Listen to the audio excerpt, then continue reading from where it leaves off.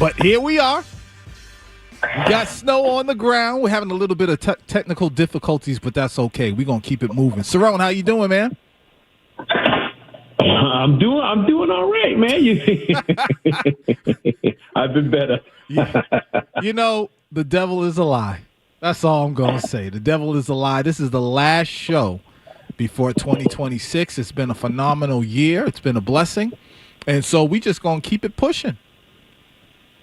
We're also on YouTube Live. Now, if you're watching on YouTube Live, you might be saying to yourself, who is that young, handsome man sitting next to that old beat-up Buick Leroy?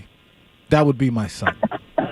That's my son, Xavier, a.k.a. Doobie.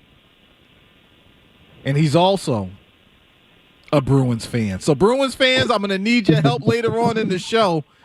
I'm going to tell you a little bit of his story, his backstory. It's very, very interesting over the past 2 seasons when it comes to the Bruins. And then seasoned Bruins fans, I'm going to need you guys to call in and give this man a heads up on what to expect as a Bruins fan. Now, we got a lot to talk about.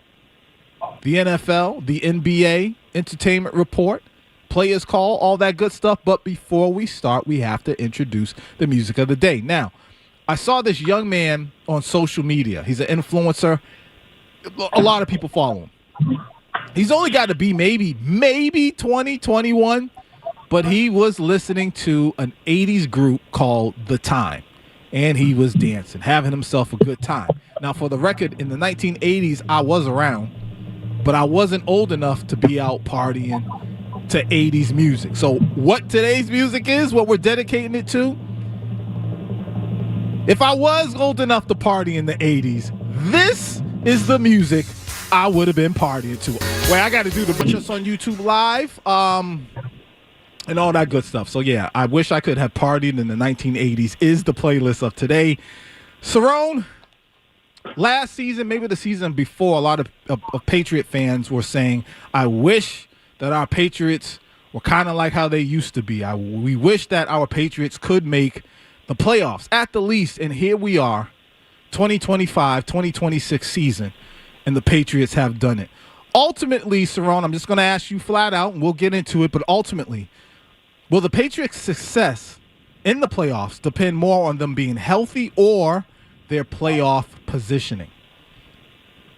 Oh, man, I think it's a lot more about positioning at this point, about who you play, where you play. Even if you're 100% healthy, playing at Denver is going to be tough, even though we've kind of seen them struggle with lesser teams, and they figure out a way to win recently against the Kansas City team they should have blown out. Kansas City almost helped us out big time, but, yeah, I think positioning is key. I think it's all about who you play. I know Jacksonville's been rolling, but you'd rather have Jacksonville coming to Foxborough with snow and ice as opposed to, Pittsburgh or something like that, a team that's used to it and can handle those conditions. And you don't want to go to Texas or anything like that. So I think positioning is key. And I said this back at the beginning of the season, when you have a roster full of you play a lot of Madden, NCAA, 2K, whatever. There's not a bunch of 90s on this team. It's a team full of high 70s, low 80s. So the drop-off between a starter and a backup in a lot of these situations is not that steep. I mean, think about it recently. Look at all the injuries they've dealt with. They still kind of won these games. They've been in them. They've held up because the drop-off in some positions isn't that steep. Now, going from Milton Williams to whoever they put in is a drop-off. But some of these other positions, they can get by. They're good enough. And the other teams they're facing are banged up too. So I think positioning is key. And I would love for them to position themselves at the top of the AFC as opposed to fighting their way through some road games or something like that along the way. I guess my question then is, how do they position themselves near the top of the AFC if they're not fully, healthy? Man, I think you do it. You got to figure out how to win these last 2 games. It's not just on you. It's on the opponent. You got to do what you have to do and hope these other teams slip up or fall. I mean, Denver's the other team you're watching to slip up. Buffalo got a tough one against Philadelphia. So we're watching everybody else. You just take care of what you're supposed to take care of against the Jets and Dolphins and you'll be fine. But you've done all you can control, but the rest of it's out of your control, and you just have to sit back and watch. But you have to also look at it as you're the best team. We're the best team in AFC, so it doesn't matter who we play or where we play, undefeated on the road, all that stuff. But I think positioning is key, and I think you can get in the right position while still resting these guys because you have two very winnable games coming up. Tomorrow for the Pats, when they play the Jets at 1 o'clock, 5 starters are going to be out. The Pats will be without Kayshon Boutte. They'll be without Mac Hollins, without defensive end Harold Landry, linebacker Robert Spillane, and left guard Jarrett Wilson. And like you said, Milton Williams not going to play, even though he's able to practice or whatever. Cerrone, how did they figure it out? How did they get it done? They should beat the Jets tomorrow. How do they get it done tomorrow with that many starters out of the game? I think they can easily win. I think what you do in this situation is you bring the heat on the third string quarterback that they have out there. Mm-hmm. You bring pressure. You force him to be John Elway when he's not used to it. I think you can turn them over. And I think Breece Hall is the one guy you got to slow down and stop. Now, the Jets had a lot of rushing yards last time you faced them, but a lot of that was Justin Fields running the ball too. But this time you don't have a quarterback that can run like Justin Fields. Not many can. But I think in this situation, you force him to be a passer. You force them to be a passing team, and I think you're going to get your share of 3 and outs. And also, I'm not sure the Jets are really trying to win too many games at this point, and they're trying to position themselves for the upcoming draft. They are where the Patriots were at this time last year playing the Chargers. You see what I'm saying? It's like you want a good game, but we know they're probably going to get cooked in the end, and we're going to be debating. Well, Jets fans are going to be debating, should they even try and win this game or getting good draft for just position to get themselves a quarterback. So, I don't think they're trying to win. You just have to not turn the ball over, keep it simple, keep pressure on that quarterback, and you walk out of there with a W. All right, 617-779-0985 is the number. How are you feeling about the Pats? Are you more concerned about their positioning in the playoffs or their health? Hit us up. Once again, 617-779-0985. We're going to take a quick break. When we get back, I forgot. I did something backwards. We just had Christmas. I didn't even touch bases with you, Cerrone, to see how Christmas went. We'll do that, talk Patriots, and so much more right here on 985 The Sports Hub. Turn it up. More Leroy Irvin and Cerrone.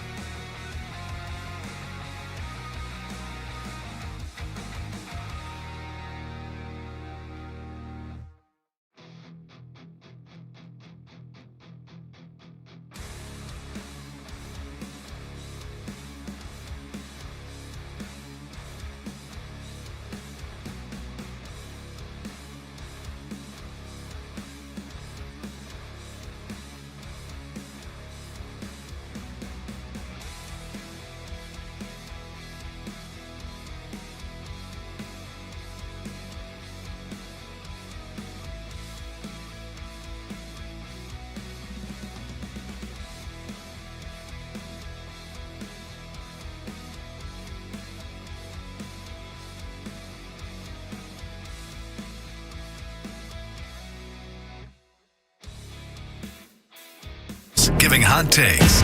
Leroy Irvin and Cerrone battle on 98.5 The Sports Hub.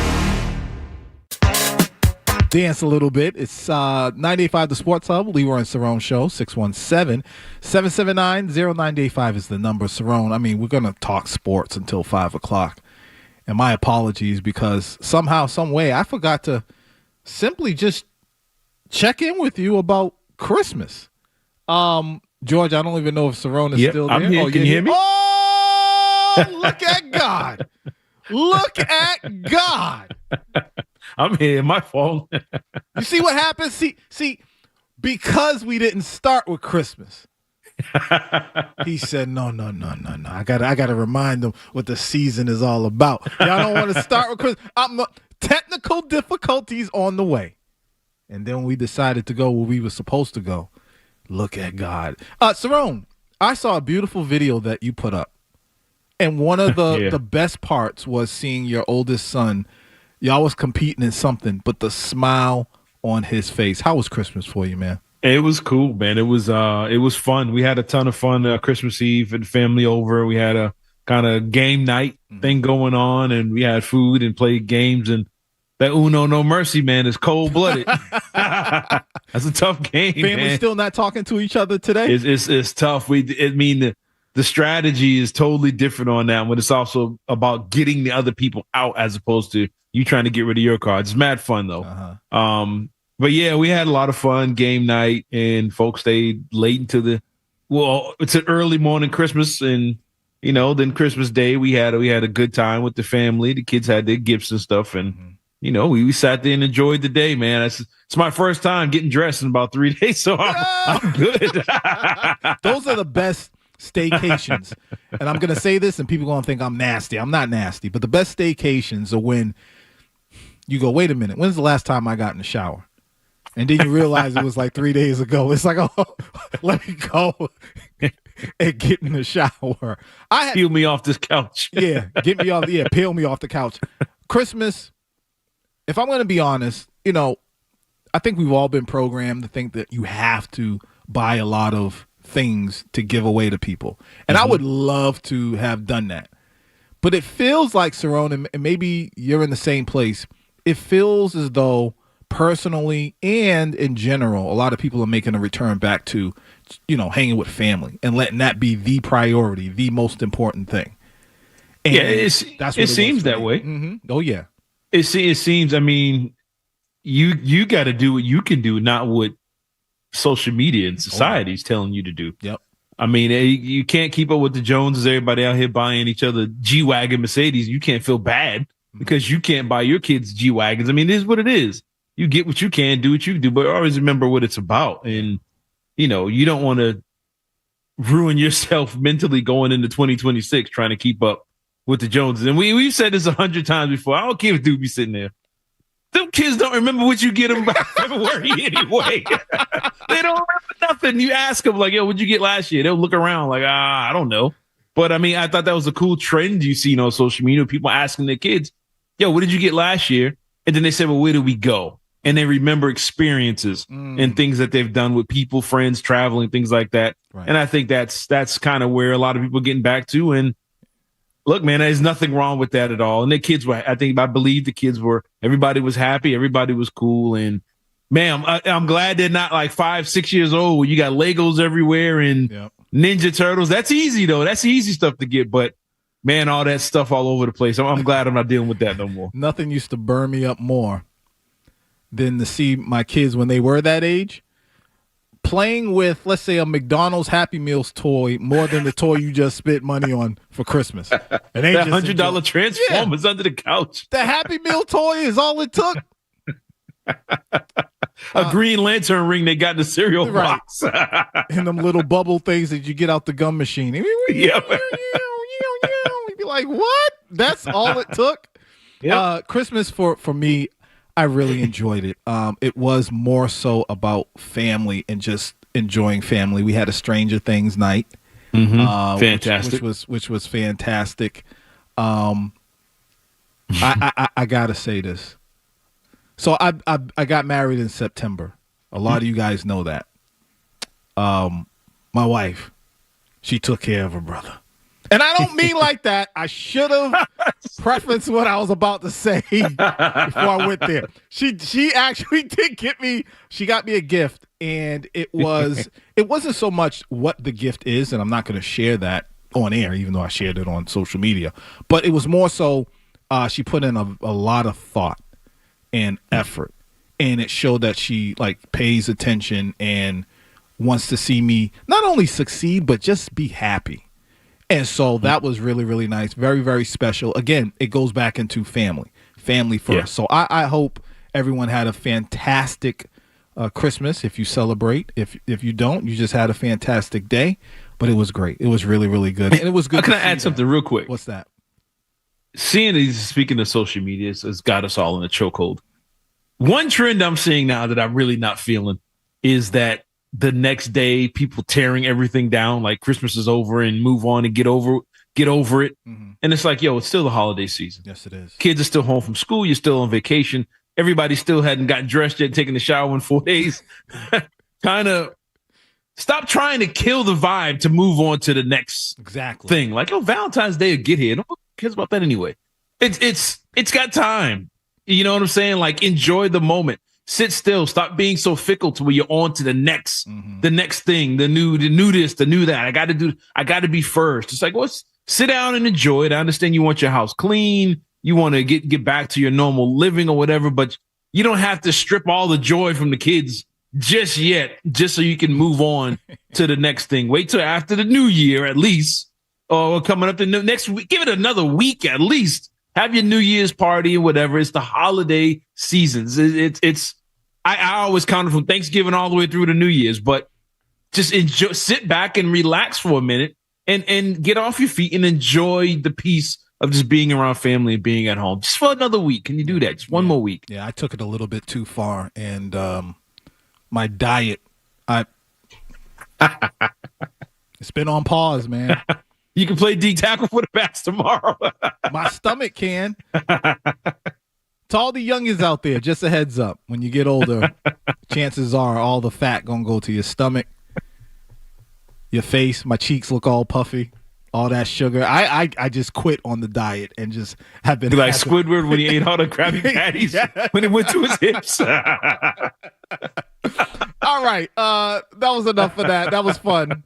617-779-0985 is the number. If you want to talk about that, feel free. Here go the phone lines. Here they go.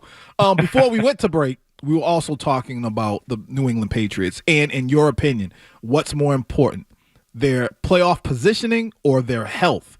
Let's go to Tim in Brockton. Tim. Hey, how's it going, guys? What's up, man?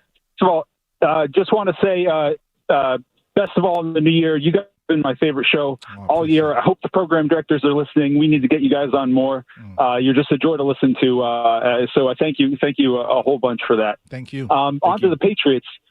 Yeah, of course, guys. On to the Patriots. When you first asked the question, my instinct was to think health, but I think you made some good points about the reserves being, nearly above replacement level, and so the positioning can be really useful for them. Hopefully the Broncos can maybe slip up against the Chargers, give away that one seed, and really give the Pats, another week then to get healthy. Guys like Spillane get back on track, Milton Williams and whatnot.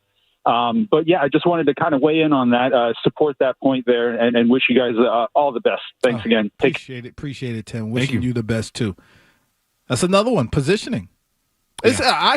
I thought people would say health. That's kind of where I'm at, because if depth is an issue, if talent is an issue, then the players who are considered the best on the team, I'm assuming, don't you want them there? Don't you want them available?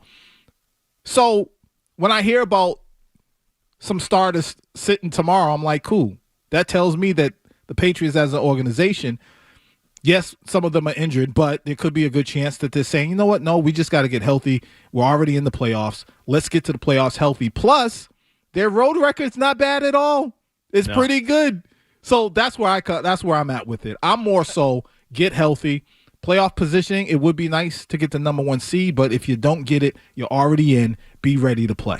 I think tomorrow's is like an NBA game. It's load managing. That's what that is. Mm-hmm. If you watch the Celtics, you watch any other team, Knicks, whoever, The games they choose to sit the starters is when they play Washington, when they play the teams not trying to win any more games. They play the tanking teams. That's when you rest your starters. The Patriots are, I don't know how banged up these guys are. I mean, some of they are. Everybody's banged up this time of year. But I think if they weren't playing the Jets, I think guys would be healthy. If this was the Bills they were playing tomorrow, I think the injury report would look kind of different.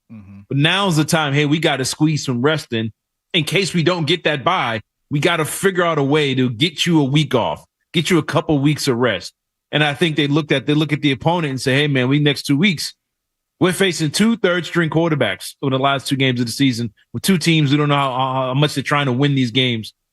Now's our chance. We've earned the right. We've earned the position to where we can sit some starters against these guys and still maybe win these games. If it might not be a pretty game, it might not be a good game statistically. The Pro Bowl votes are already out, so it's not like anybody's trying to patch that. Drake May could still win MVP, but other than that, I think it's kind of like a load managed situation, and they think they can win these games without these guys there. But I think if this was a real opponent with some real stakes here, I think they really would have played these guys. But, I understand Milton Williams' situation and stuff like that, but some of these other guys I think would have gave it a go if the opponent was different. All right, let's take one more call before we go to break, and this call has something to do with the Bruins. Marcel? Yes, Leroy and Cerrone, I love you guys. I appreciate it, man. Love you too. I've been a Boston fan for a long time. Bruins, Celtics, and Patriots. And it's a great time right now for Boston. But start with the Bruins. Sit out here talking about your son. What I believe with the Bruins, they need to change Sweeney and Neely. Neely's a great, love Neely from a long time, right? But they're not having the right people in the right place. Appreciate it, Marcel. We're up against it. And Marcel, let me just tell you, around 3 o'clock, we going to get into some Bruins talk. If you don't know, my son, Xavier, a.k.a. Doobie, I know we probably shouldn't have given him that nickname because of what it means. But he is in the building. He's only been a Bruins fan for 2 years. But when I say he's gone crazy about not just the Bruins, but hockey, we're going to talk about it at 3 o'clock. Marcel, make sure you're listening. Everybody else, make sure you're listening. Don't go anywhere. You're listening.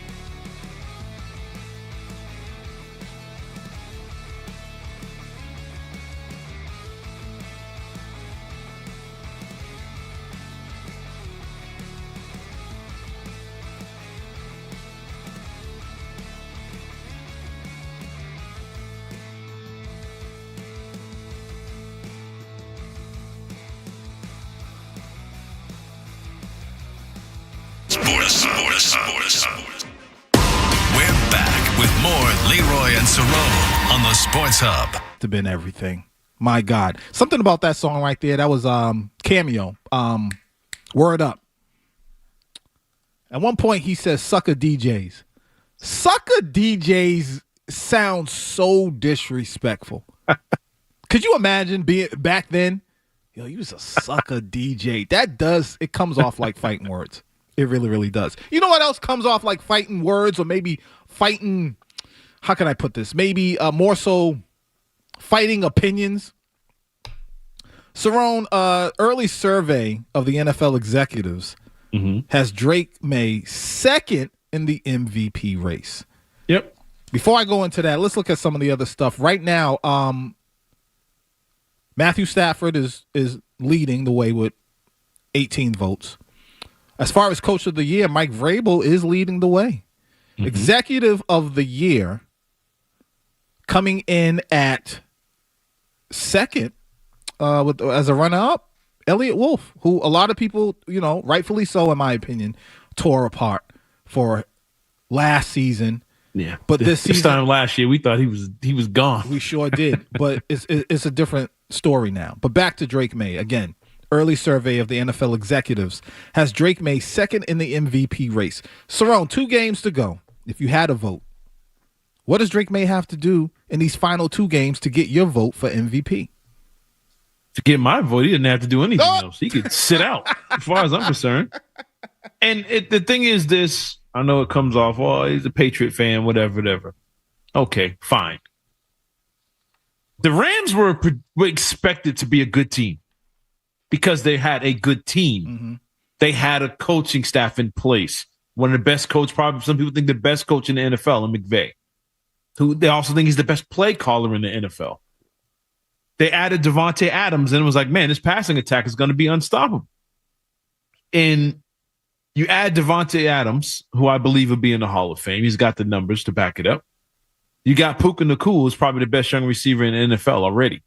They have the tight end. They have the running game. They have one of the best offensive lines. They have a defense. They're playing indoors. All the things that are perfect for Stafford to shine. Drake May, we're like, man, if this dude has a good season, they could win 7 games. Like, that was the expectations because we knew the team around him was still rebuilding. We still said they needed more young receivers.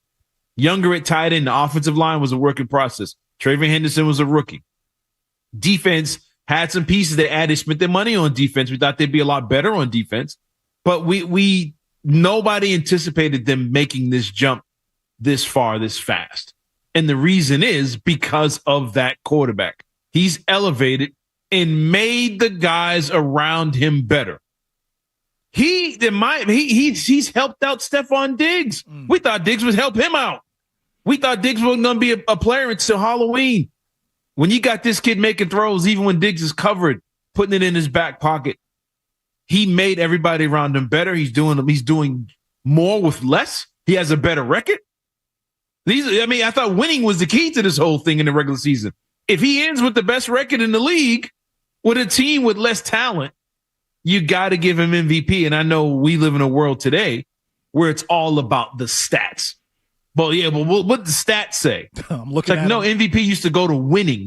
What did the winning say? Yeah, it wasn't always about the stats in any sport. It was about who won. But I'm looking and the Patriots are winning. I'm looking at the stats, and it's not like Matthew Stafford is dominating over Drake May, even when it comes to the stats. As a matter of fact, in some areas, Drake May is doing better. Yeah. Now, and here's a simple test. The simple test you could do. Switch him. Switch him. Put Drake May with that Rams offense. My God.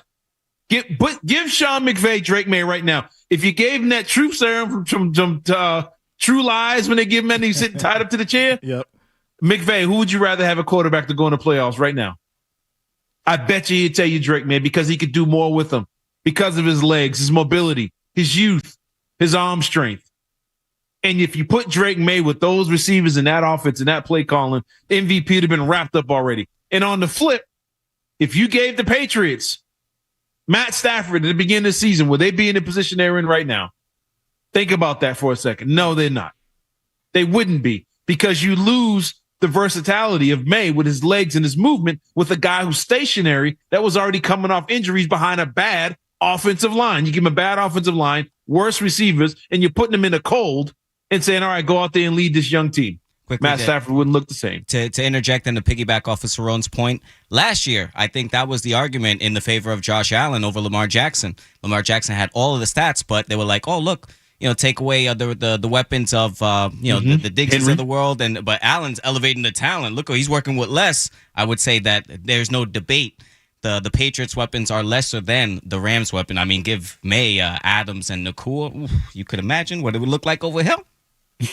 I mean, that's what we want this offseason. The biggest thing, the Patriots have all this money to spend this offseason.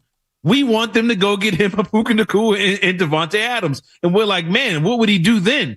The same thing with Matt Stafford. It's like, if you swap the weapons, it is what it is. And again, the Patriots could end the season with the best record in the league. Mm-hmm. That's an incredible turnaround.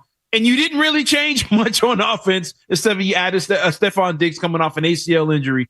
But Drake May's elevation is what elevated this team and took them to a whole nother level that that nobody expected. It's unbelievable season. It's starting to make a little bit more sense. If you're a conspiracy theory guy, which I kind of am, but it kind of makes sense. It makes sense now why they were saying stuff like, "Oh, the schedule is easy." And this is, before all of this. Kind of like setting things up, like, you know what? Put an excuse in. Yeah, we're not celebrating New England anymore. Those they had their time, they had their run. Did you see the interview with Julian Edelman and what's his name from the Ravens back in the day? Oh yeah, what's his name? Not Bart Scott. Terrell Suggs. Terrell Suggs. T-Sizzle, yeah. And he said, "Yo, why do you hate us so much?" And he said, "Cause y'all were winning everything." You were doing everything. Brady on TV all the time, and they just got frustrated with it. If you think that doesn't exist, even when it comes to stuff like this with the MVP vote, you're crazy. It's in there. It shouldn't be, but it's in there. And on the flip side, they're treating this like a Lifetime Achievement Award for Matt Stafford. You know what I'm saying? Like, well, we got to give him something. We got to give him his accomplishment. This will be his thing to get him into the Hall of Fame. If we can get him this award, this solidifies his career. It's like a Lifetime Achievement Award for Matt Stafford. And it's like, the dude has had Cooper Kupp, Devontae Adams, Puka Nakua, and let's not forget he got his start because he had Megatron in a dome in Detroit. He's a good player. He's an accurate quarterback. He's been around for a while. He's from that old class of quarterbacks. Great guys. But the dude has been surrounded with nothing but weapons from the day he has been in the NFL. And they're trying to give him his Lifetime Achievement Award. It's like, he won already. Let that mean something. But no, they're trying to give it to him. And again, they're not trying to give a Patriot another MVP award or put another Patriot up on that pedestal. The argument I will hear in favor of Matthew Stafford, and it just comes down for me to touchdowns. He has 40. Drake May has 25. So I can absolutely hear. Add the rushing. What does May have on the ground? Yeah, May has more than him. I can't. Yeah, I think he's at like 6 on the ground or something like that. And the rushing yards, but the percentage and all that other stuff. But here's the thing. If you want to get Drake May MVP, he could easily go out and get 4 touchdowns over the next 2 games between each of these teams he's facing. But I think we talked about earlier about resting, kind of load managing the rest of the way. I think they're going to dial it back for him, as time goes on over the next 2 weeks to prevent him from taking hits and stuff like that. It's going to see a heavy run game. But I think, if you don't think May, I don't think these last 2 weeks matter. If you think May's MVP, you already think he does. He is. And if you don't think he's MVP, you already made up in your mind he's not. So I don't think these last 2 weeks are going to make much difference with the voters. Unless Stafford just has a horrible game over the next 2 weeks, they're probably going to just give it to him. All right, 617-779-0985 is the number. We're going to take a quick break. When we get back, Drake May and Christian Gonzalez were named to the Pro Bowl team. But as soon as that happened, man, I heard slander about Christian Gonzalez. We got to get to the bottom of it. Enjoy the music. Here's my number and a dime. Call me anytime. It's 98.5 The Sports Hub.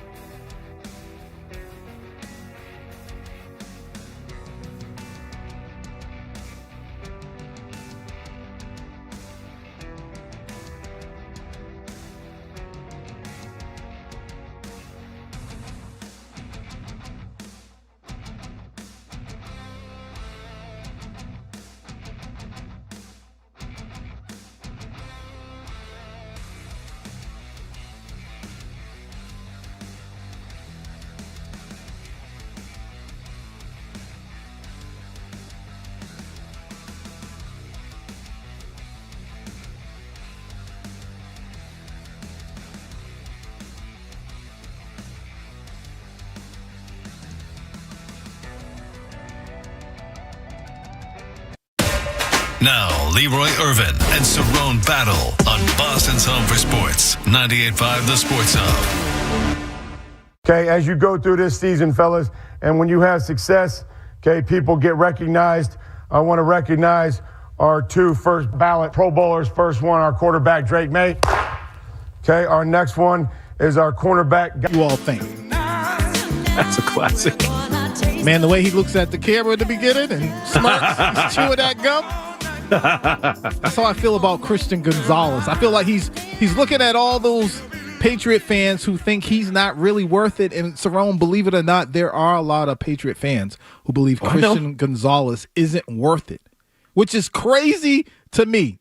Drake May and Christian Gonzalez made the Pro Bowl, and it was like instantly. I was on there with Matt McCarthy, and even him himself, he was like, did he really deserve it this year? And then we started getting phone calls, and people were like, I don't know if we want to invest in this guy. Is he really, really that guy? Is he really him? Cerrone, for those that believe that he's not really the guy or he's not that guy, do they have a point? And if not, what's driving their dismissal of him? Video game numbers. That's it.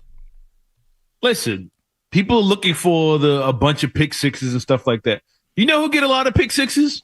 Guys that get thrown at a lot. Yeah, it's a fact. That's what it is. It's the way you get a ton of interceptions in the NFL is people saying, he's really not that good. Let's throw at him a lot. Yep. My son Jordan, he played for Lincoln Sudbury. When he would get in, he's like, man, they won't throw it my way. I was like, that's good. That's a good thing. That means you over there locking them down. What are you complaining about? I get it. As a young man, he wants those touches. He wants to get that pick. He wants that interception. But if you're doing your job, they won't even look your way.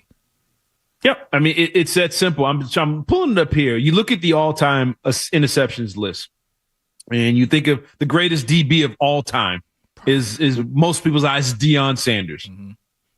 Deion Sanders, I'm looking here. Yo, he's not even top 20 in interceptions all time. You know, it's Woodson, Night Train Lane, Charles Woodson, Ed Reed, Ronnie Lott, Darren Sharper, Dave, whatever, Dick LeBeau, Thomas, Mel Blount. Deion Sanders is in, Eugene Robinson is up there. Nobody in the world thought Eugene Robinson is better than Deion Sanders. And you mentioned some safeties in there. A lot of safeties because they're throwing the ball and they're lurking and they come and make the interception. Deion, what made Deion and other great TBs, corners especially, elite, was it cuts off the whole side of that field. Yep. He's going to take away everything over here. Don't worry about this. The Patriots haven't allowed a 200-yard passer since the Tampa Bay game. It was still nice out back then. They haven't allowed 200 yards in a game. You know why? Because you got a guy on one side of the field that you're scared to test. And I know he got picked on a couple times in a couple games. Guys made some catches here or there. That was because they had no choice. I have to throw it over there. Hopefully my guy makes a play. In today's NFL, eventually they're going to make a play because you can't, like the NBA, can't put hands on them. You can't be physical or everything's a PI. I'm not seeing him get called for PIs. He's not holding guys up and down the field. And they're not really, you don't hear his name most games because they're not throwing his way. What do you say to people who say, hey, last week against the Ravens, Flowers ate him up? Hey, until he didn't. It's a 60-minute game. Right. He was getting this, he was getting that. Second half, what'd he get? What'd he get? Nothing but a fumble. He ain't get nothing. I mean, it's going to happen. You're going to get guys that'll get you. You're going to have guys that are a bad mismatch because they're shifty, they're quick. But over time, as the game goes on and you get figured out, what are you doing in the second half to win game? Is he losing you football games? No. And then the league looks at him and says, man, this dude, he all pro. The rest of the league recognizes it. The quarterbacks he's facing recognizes it. That's all that should matter. But if you're looking for all these stats and put it like this, there isn't a DB in the NFL today that can shut a guy down from getting 0 catches and shadow him on an island all day like we used to see. The rules don't allow it. The NFL took that out of it. And you're never going to see that. So you're going to get guys give up catches, whatever. But, think about it. Name who are your top 10 defensive backs? You can't name them because the NFL's erased them. They're taking them out of the league. They're taking that part of football out. It's the way they've taken out the powerful middle linebacker. They've taken that, and the safeties are no longer a key to football anymore. But in today's league, what Gonzalez is doing is all pro level stuff. 617. That's all you can ask for. 779-0985 is the number. Let's go to Bert in Berlin. Bert. Hey guys, you're not going to like this. Yeah, hello. Can you hear me? Yeah. Great show. I call in once in a while. You guys are good. But I have to disagree with Cerrone. I mean, I'm not dug in on it, but I think Gonzo is a nice, beautiful player. Let me put it that way. He looks good. He does shut people down occasionally, but at the end of the season, he's a coaster too much, too often. And I don't think if it was my money, and it's not. Look, I'd like to have him on the team, but I would not commit the kind of money he's going to command for those number of years. I just wouldn't do it if I was managing, the whole roster. Appreciate it, Bert. My question would be, and we're up against it, is most of us agree that there are depth issues with the Patriots, talent issues with the Patriots. Mm-hmm. Why would you want to get rid of one of your more talented players? Yeah. I mean, do you really even have an option? Don't you need to keep as many talented players while adding on more? And again, you look at guy people think is ahead of him, also made the Pro Bowl. Denzel Ward plays for the Browns, right? Mm-hmm. Denzel Ward has 1 interception and 8 passes defended. And then people think he's better than Gonzalez. They got him over him. Mm. Denzel Ward, Drake May ate him up. But I mean, it's today's NFL, and it might look like he's coasting. It might look like he's not going 100 miles an hour, because we've talked about this with many sports. The great players make it look like it's easy. Yeah, make it look easy. I'm not running hard. Mm-hmm. It looks like I'm not sprinting, but yet no one's really eating me up like that. I'm not, you're not burning me. And around the league, he's respected. And I think what we have to do before we say he's not this or not that, go look at the other guys first and see what they look like week to week, and then do a comparison. And then you'll see like, oh, wait a minute, Gonzalez is better than him. And I've said this before. If Gonzalez was there to start the season, home field is already locked up. You don't lose to the Steelers with Gonzalez. You don't lose to the Raiders week 1 with Gonzalez. Remember, he was not there to start the season, and we were like, oh, my God, this defense is a mess. That's the thing. They spend all this money on defense. It's a mess. They can't stop the Raiders. They can't stop the Steelers. What are we going to do? Gonzalez shows up. Man, it's one of the best defenses in football. It's amazing how that happened. He's a Pro Bowl DB and will be for a long time. Let's take one more call before we go to break. Eric in Reading. Gentlemen, the only fair critique against Christian Gonzalez is durability. And since you're doing 80s music, you got to do the Eddie Murphy laugh and party on. From the Telfair Tire Studios, WBZ-FM and HD1. It's not just the games. It's Toucher and Hardy, Zolak and Bertrand, Felger and Maz, Joe Murray. For Boston sports fans, it's 98.5, the Sports Hub. Beasley Media Group Station. Essential Sports Hub headline, presented by Celsius Energy Drinks. All right, another 30-point night for Jaylen Brown, 29 from Peyton Pritchard, and 21 from Derek White as the Celtics beat the Pacers 140-122. The Bruins and Sabres face off tonight at 7, and you can catch all the action, including pregame at 6:30, right here on 98.5 The Sports Hub with Ryan Johnston and Burt Baer. Plenty of bowl games in college football, including Penn State and Clemson. Penn State is up 15-10 with about 8.5 minutes left in the game. You got UConn and Army, who are tied at 7 with about 14 minutes left in the first half. Georgia Tech, BYU at 3:30. Virginia, Missouri at 7:30. LSU, Houston at 9:15. In the NFL, Texans, Chargers at 4:30. Ravens, Packers at 8. And, of course, tomorrow, the Pats and Jets at 1. The Pats will be without Kayshon Boutte, concussion, Mac Hollins, abdomen. Defense end, Harold Landry III with knee injury. Linebacker Robert Spillane with an ankle. And left guard Jarrett Wilson dealing with a concussion. The Sports Hub headlines are brought to you by Eastern Mass's leader in drain cleaning in pipe lining. Drains by James. Slow drain, clog drain. You need to contact Drains by James today at drainsbyjames.com. I'm Leroy Irvin. Your next update is in 30 minutes. If you've got the app, you've got Toucher and Hardy to wake you up no matter where you are. Or who may or may not have been to jail. Get the app. The 98.5 The Sports Hub app. Two local guys, lots of local sports talk. Leroy Irvin and Cerrone battle on Boston's home for sports. 98.5 The Sports Hub. Puck along the end boards. Geeky brings it around toward the near side. Centering pass, and they score! No, wave it off. Elias Lindholm was the one who fired it into the net, but the official waves his arms. There's not a whole lot of time to process certain plays that happen at ice level for you guys. Just curious to get your thought. Did you think it should have been a good goal at the end of the second period, and people are wondering why not challenge that? And then the challenge on the Bolduc goal didn't go in your favor. Yeah, no, again, we have a bunch of guys looking at it.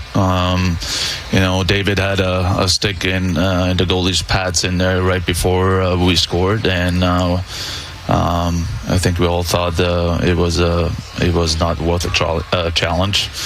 The other one we thought it was, but that's how it went. My son Xavier, a.k.a. Doobie, in the building. What's up, Zay?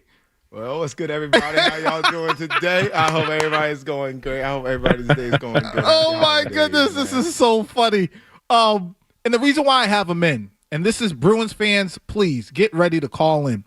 617-779-0985. Zay, you've been working at the Garden for the past 2 seasons? 2 seasons. 2 seasons. Get closer to the mic. 2 and seasons. You've seen the Celtics. You were there when they won the championship. Yep. You've been there for concerts. You've been there for all types of stuff. You've been a part of some viral moments, too. Oh, yeah. But the Bruins, they've captured your heart?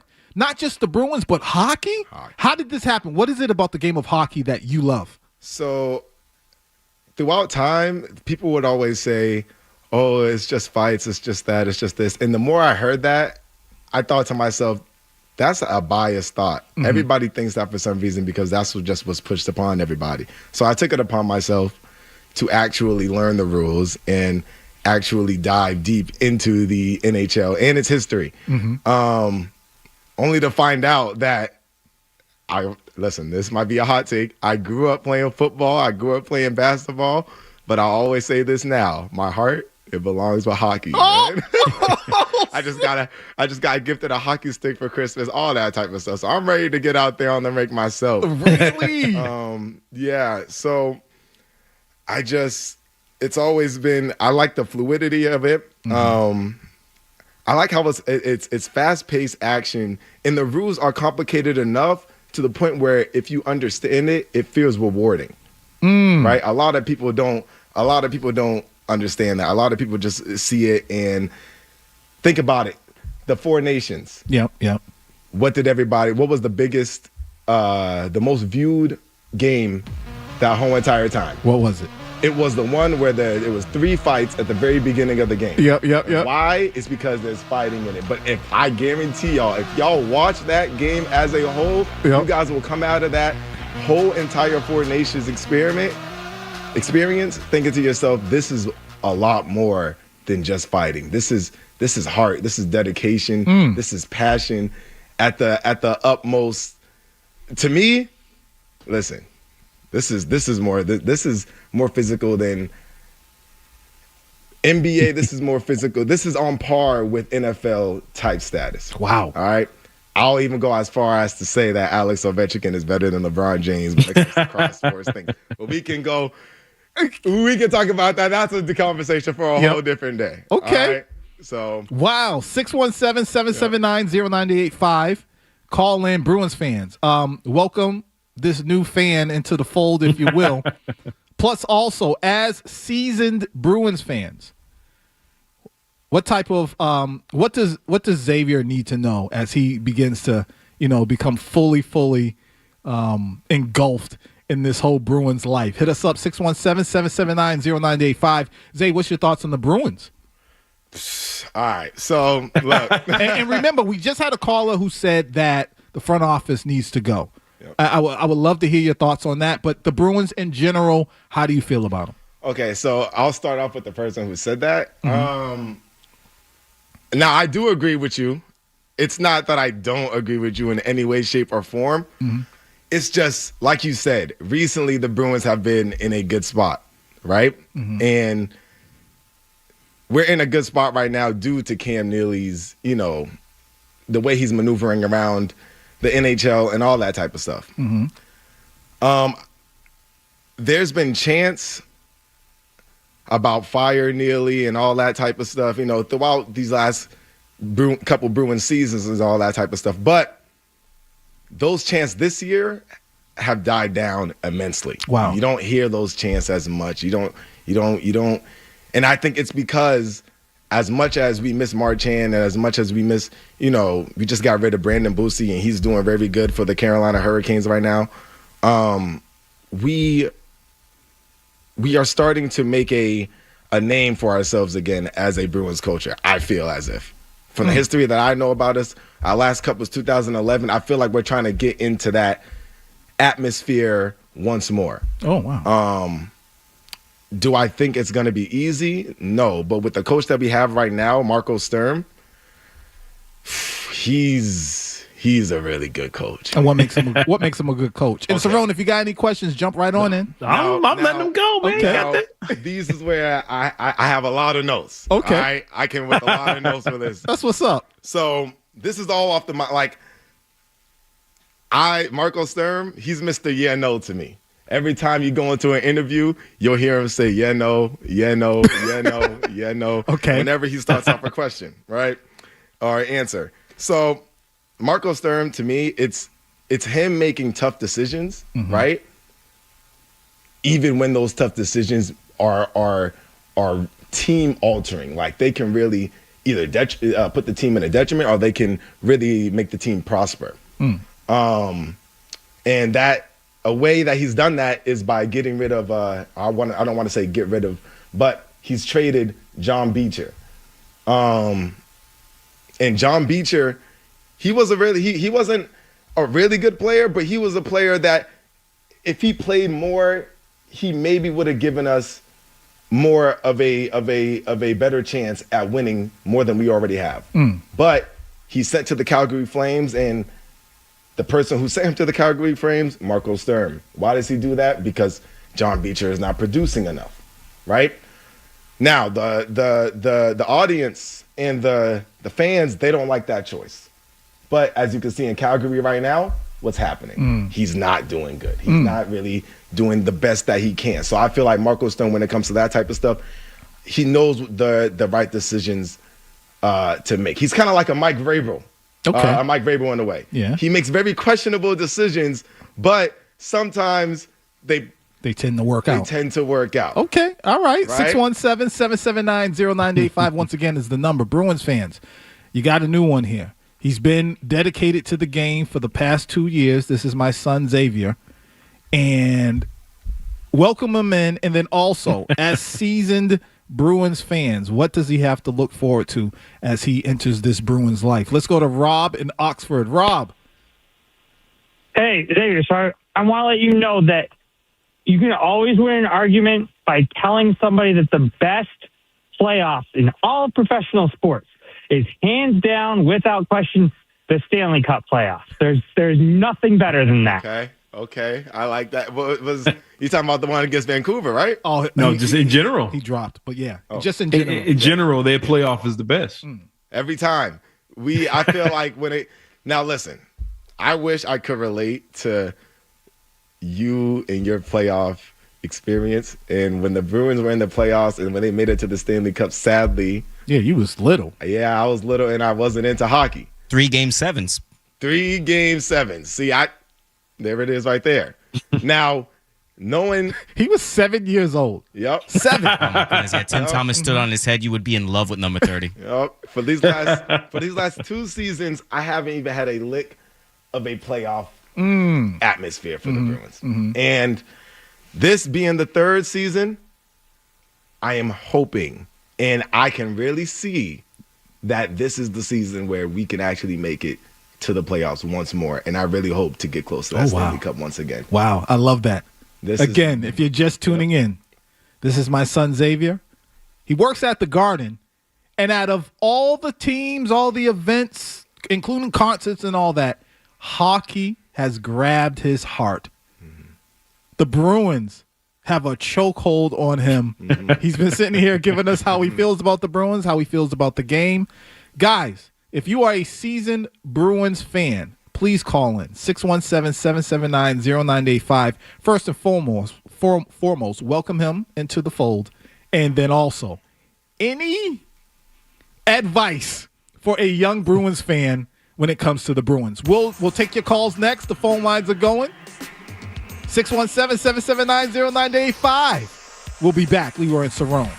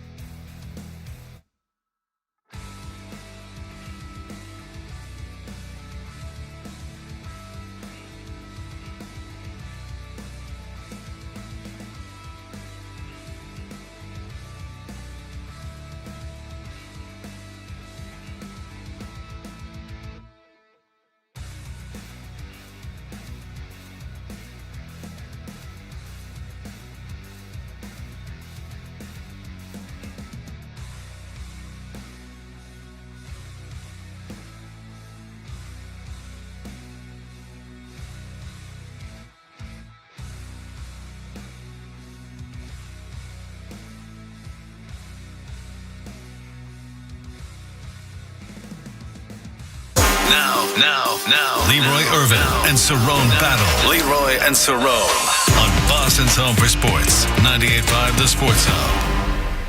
Centering pass, missed. Demidov comes across near side. Hudson back across, one-timer, and they score.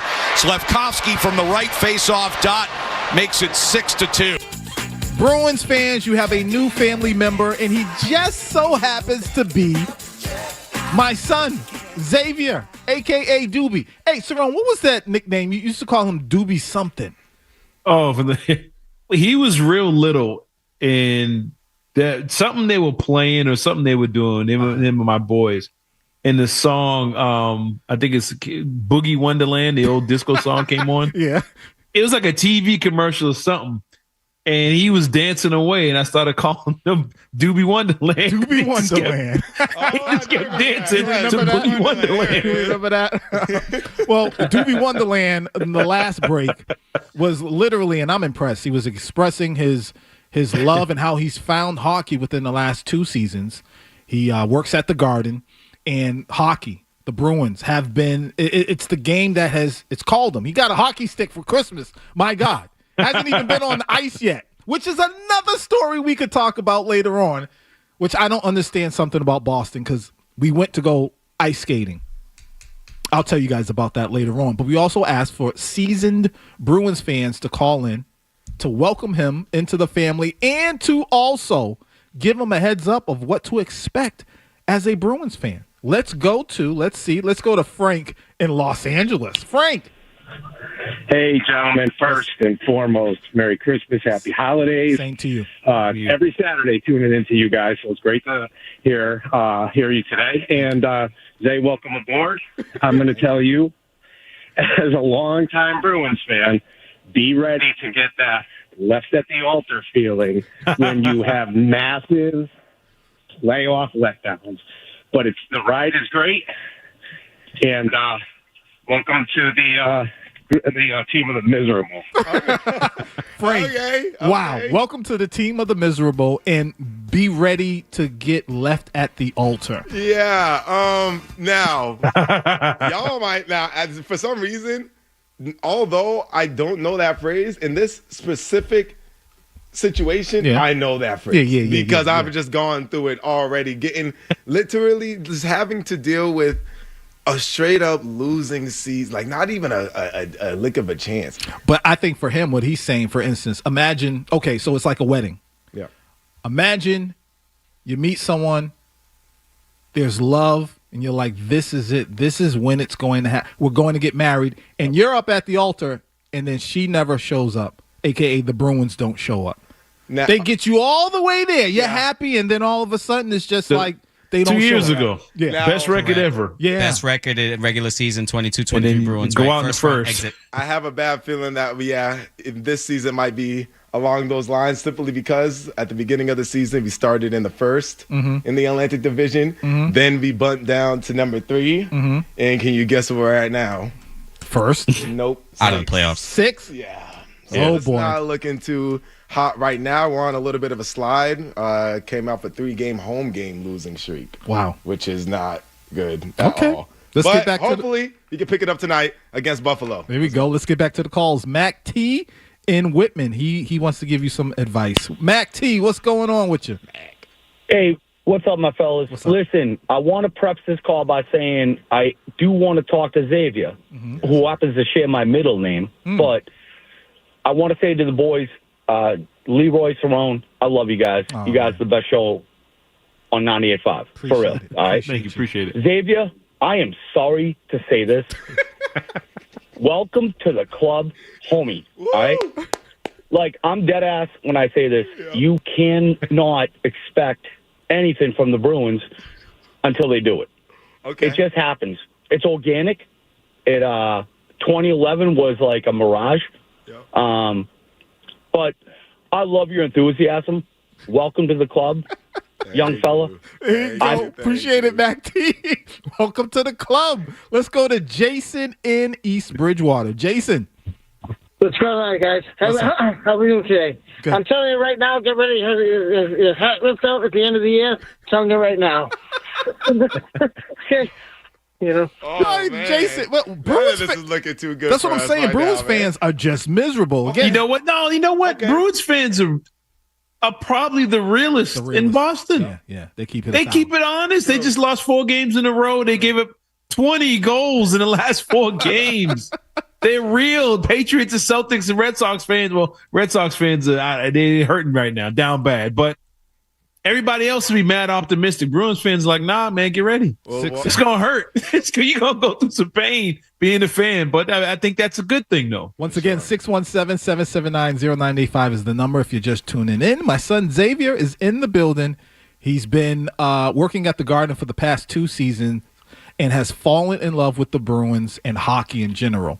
Call in, welcome him in, but also seasoned Bruins fans. What can he expect as he's now entering a life of being a Bruins fan? Hit us up. Let's go to Carlos in Worcester. Carlos. Hi, guys. Yeah, thanks for taking my call. Merry Christmas. Same to Happy you. New Year. And I love your show, and I love the music. I just want to say, Xavier, welcome to the Bruins fan. I went to the Winter Classic one that we had over there in the Fenway. It was real good. Oh, yeah. But I want to say, out of all 4 sports, I got to say, Michael Jordan's the best. Wayne Gretzky's the best. Ohtani's probably going to be the best. And what's the other? Oh, and Brady's the best in football. That's the 4 GOATs right now, my friend. Appreciate it, Carlos. I think he's in response to when you said, I think you said Ovechkin. Ovechkin's better than LeBron. Yeah. Yes. Yeah. Yes. And that has nothing to do with Michael Jordan. You're saying for players who are participating in their sport today. Today, yes. Okay. Today. So to Michael you, Jordan is the greatest of all time. I'm gonna just put that out there right now. So raising them right. Right. Let's go to JP and NP. JP. DJ Live Jr. and Senior. It's like Ken Griffey Jr. Senior. Leroy, I tried all week with the Get Up crew. I tried the 833 number. I tried the 617 number, Leroy. Here's the deal. Here's the deal. They're on vacation. I'm the only one in the building. Leroy, I tried so hard. So, Leroy, second date update. I went Eminem. You said not to. I went Eminem in 8 Mile. I dropped the mic. Full disclosure. She got upset with me, but respected me for telling the truth. We're still together. We're still working it out. I'm going to keep calling for that advice, Leroy. Yeah. I want to give it to you. Bobby Orr's the greatest of all time. The greatest goat of anything. Don't even go there. I cried when he got traded to Chicago. Here's what you're going to be up against now, Xavier. You will want to fire coaches between periods. Okay, you'll come back from JP, you're dropping in and out, but he said you're going to want to fire coaches in between periods as a Bruins fan. Listen, Marco Sturm just brought in Andrew Peak for a shootout to win the game, and that was one of those times where I had that feeling. So, listen, as long as we don't do that anymore, that feeling will die down. Before Mitten and Hustadinov, you're right on, Doobie. Yes. And Zay, while we were on break, you said something. I think it's important for you to tell people what you told me. What was that? Hey, I'm only 2 years into this, y'all. All right, it's going to take me a little bit to get used to these hockey names, to get used to these, all this type of stuff, to get used to the formations. You're only everything. Only 20. 21? Only 21. 21. He's fresh, y'all. He's new. Me a chance. Yeah. Right? I Marat Kustadinov, you know how long it took me to pronounce that name correctly? Like, if you got somebody named, if you just picked up somebody from Dallas, like, I don't know how to pronounce it. Mikey Isimont? No. That dude, he's fire. He's made a wonderful name for himself in a Bruins jersey. But if I could just get his name real fast. We'll figure it out because we're going to take a break. But again, Bruins fans, seasoned Bruins fans, if you want to call in, 617-779-0985. My son, Doobie, about to say Jordan, he's 2 years into being a Bruins fan because he works at the Garden. He's fallen in love with it deeply.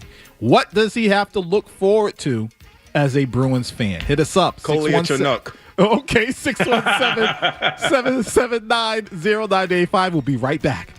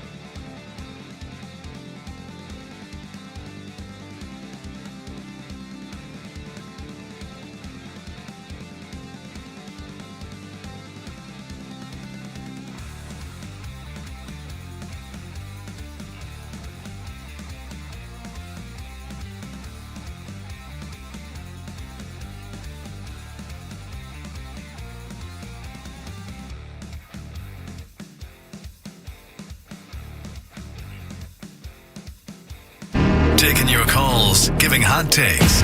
Leroy Irvin and Cerrone battle on 98.5 The Sports Hub. Hard to explain. What I think is the mental fatigue. I've been seeing it in a couple games, a couple days. Sometimes that stuff happen, leading into break. Should have kept it under control. It's on me. David, you talked on Monday about how big of a game this was. So how disappointing is it that it got away from you guys a little bit? I don't know. It had everything. Guys winning fights, guys laying their body on us. So, at the end of the day, if I need to be better. I'm not happy with my game today. So, that one's on me. It's time to jam. Dance, nasty girls. Dance. Everybody. It's time to jam. Nasty girls. Dance, dance, dance. Yeah! Welcome back, 98.5 The Sports Hub. Cerrone, I got to ask God for forgiveness every single day because when my kids were younger, and I was like, it's time to clean up, I'd put on music like this. I had no business playing Nasty Girl for them. Why not? You listened to it when it first came out. Because, Cerrone, come on now. In the back of the Broham, killing them with the shoulders. You know you were. 617-779-0985 is the number. I'm Leroy Irvin. He's Cerrone Battle. We got George on the ones and twos. And to my left, we have my son, Xavier, a.k.a. Doobie. He's in the building because sometimes when I take him and his siblings to work, and they work at the Garden, I'll hear him and my other son, Leroy, which I wish he would have come in too, talking about not just the Bruins, but hockey. And I was very impressed. I'm like, wow, these guys have really, really fallen in love with the game and have invested their time in getting to know the game. And I just thought it was phenomenal. You've come in. The people are reacting. I've asked for people to call in to welcome Doobie into the Bruins family and to also give him advice on what to expect as a Bruins fan. Before we go back to the phone lines, Zay, you're also on Twitch, and you're on Twitch at DTE, which stands for Down to Earth Irvin, IRVIN. Twitch, DTE Irvin. What other things do you talk about on there? So I like to talk about sports. I like to talk about the current events. Yeah. If there's anything new that is currently making waves around social media, I like to give my personal thoughts and opinion on what I think about it and all that type of stuff. How many people you got that check you out from time to time? There's probably some watching right now. I would go from a range of probably right now I would say 15 to 30. It's all I have 513 in total, but for the loyal people who I really consider the supporters, I would say about 30. And let me put this out there. One day, him and my son Leroy, there was a fan that wanted to meet them, and they actually went out and met the fan, which is so cool. And I'll just say this, Zay, keep up the good work. Yes. You're doing a phenomenal job. I love the fact how you and your siblings are literally just trying to figure things out, and you're not ashamed or scared to try new things. Sure. So keep on doing it. I'm proud of you. And now let's get back to the calls. Once again, 617-779-0985. Welcome Zay into the family as Bruins fans. And what should he expect as a Bruins fan? Let's go to Mark in Barrington, Rhode Island. Mark. Hello. Hey. So I would like to just say to Zay/Doobie that he seems like a fine young man. You seem to be doing a great job raising him. He has a bright future from what I have heard the last 15 or 20 minutes. Thank you. What is he doing becoming a Bruins fan?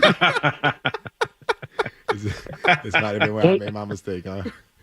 Have you had like the first love of your life yet, and you were crushed and you didn't know if you could ever wake up again the next day, go to work, or have any life at all? That is similar to how I got here,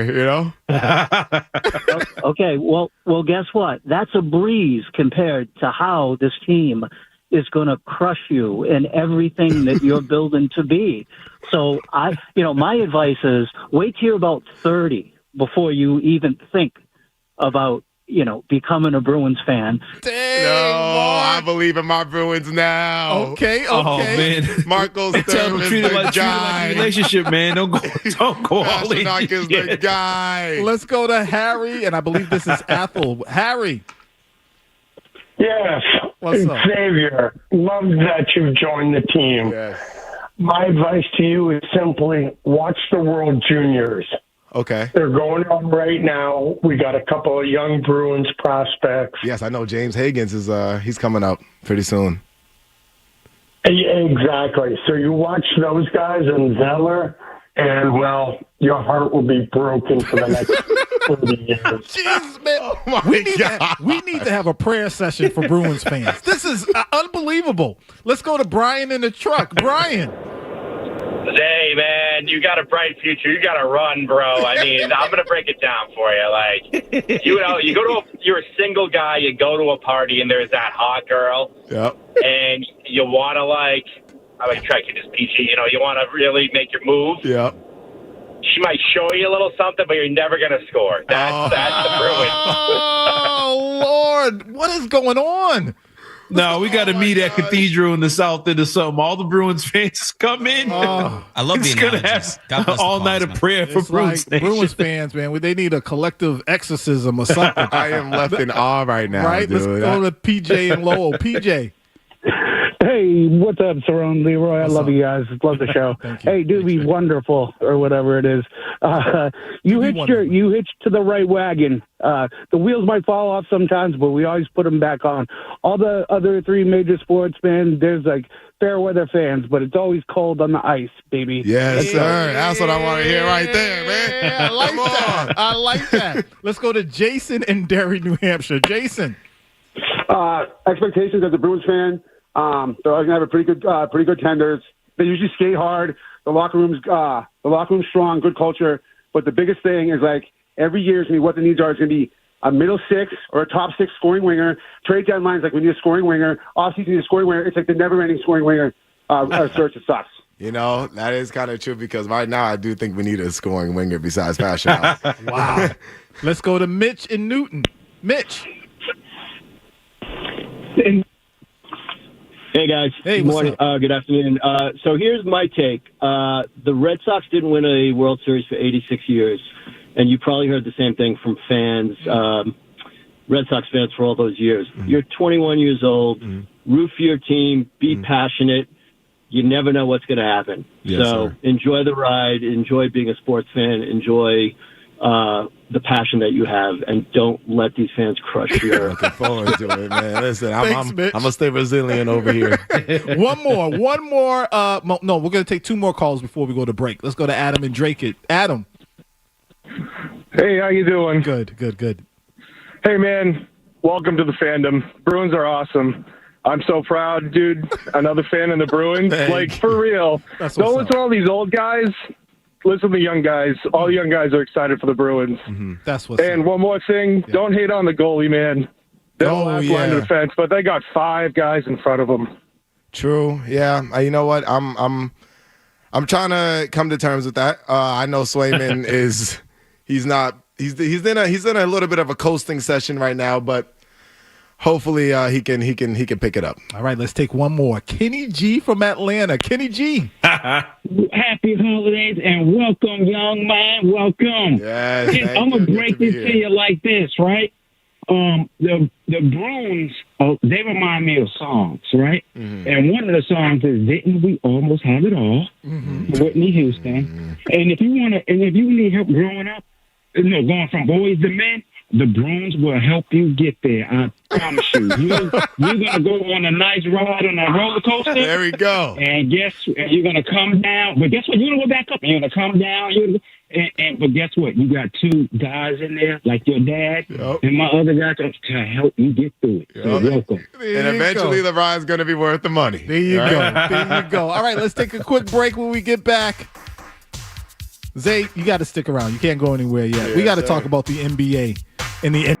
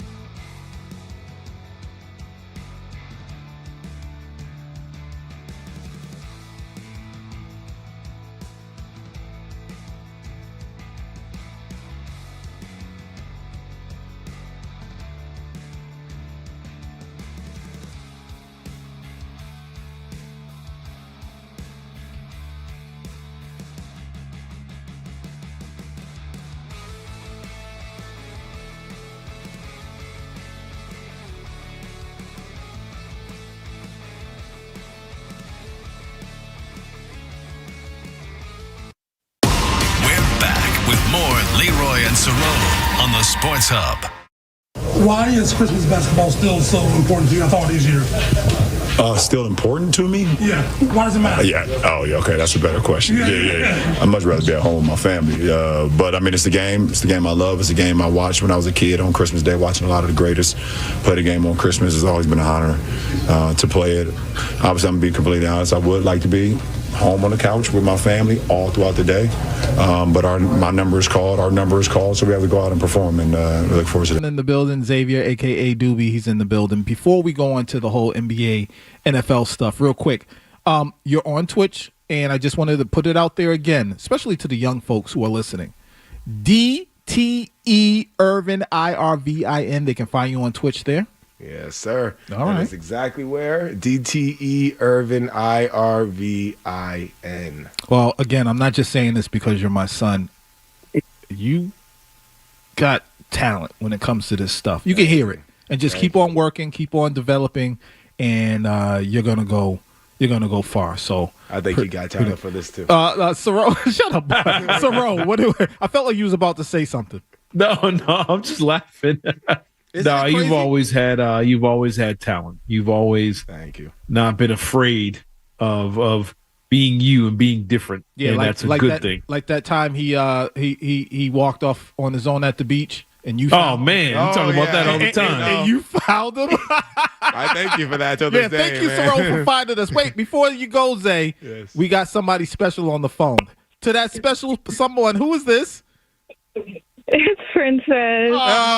It's my daughter, his sister, Princess. What's up, Prin? Yes, but I just wanted to say, Doobie, I'm so proud of you. I literally have watched you for the past 2 years become this big Bruins fan. Thank you. So I just wanted to say, you know your stuff, so yes, man. Pop it. Shout out to my sister. She got me a Bruins Prin, blanket. Do me a favor. Go and tell man he needs to come on up here too. Man, you know, man. All right. Thank you, Princess. We'll talk to you later. Talk to you later. Bye, guys. Love y'all. That's what I love you too. Wow, that's what's up. That's beautiful. And that's what, that's family. That's my daughter. You're my son. Cerrone, we've known each other, and our families have all been there since the beginning. Like, we've known each other before there were kids in the picture. Before they were there, yeah. And this is why, to me, a little bit of what LeBron James said about playing on Christmas Day, he'd rather be home on the couch. I get it, because that's where I'm at. Yeah.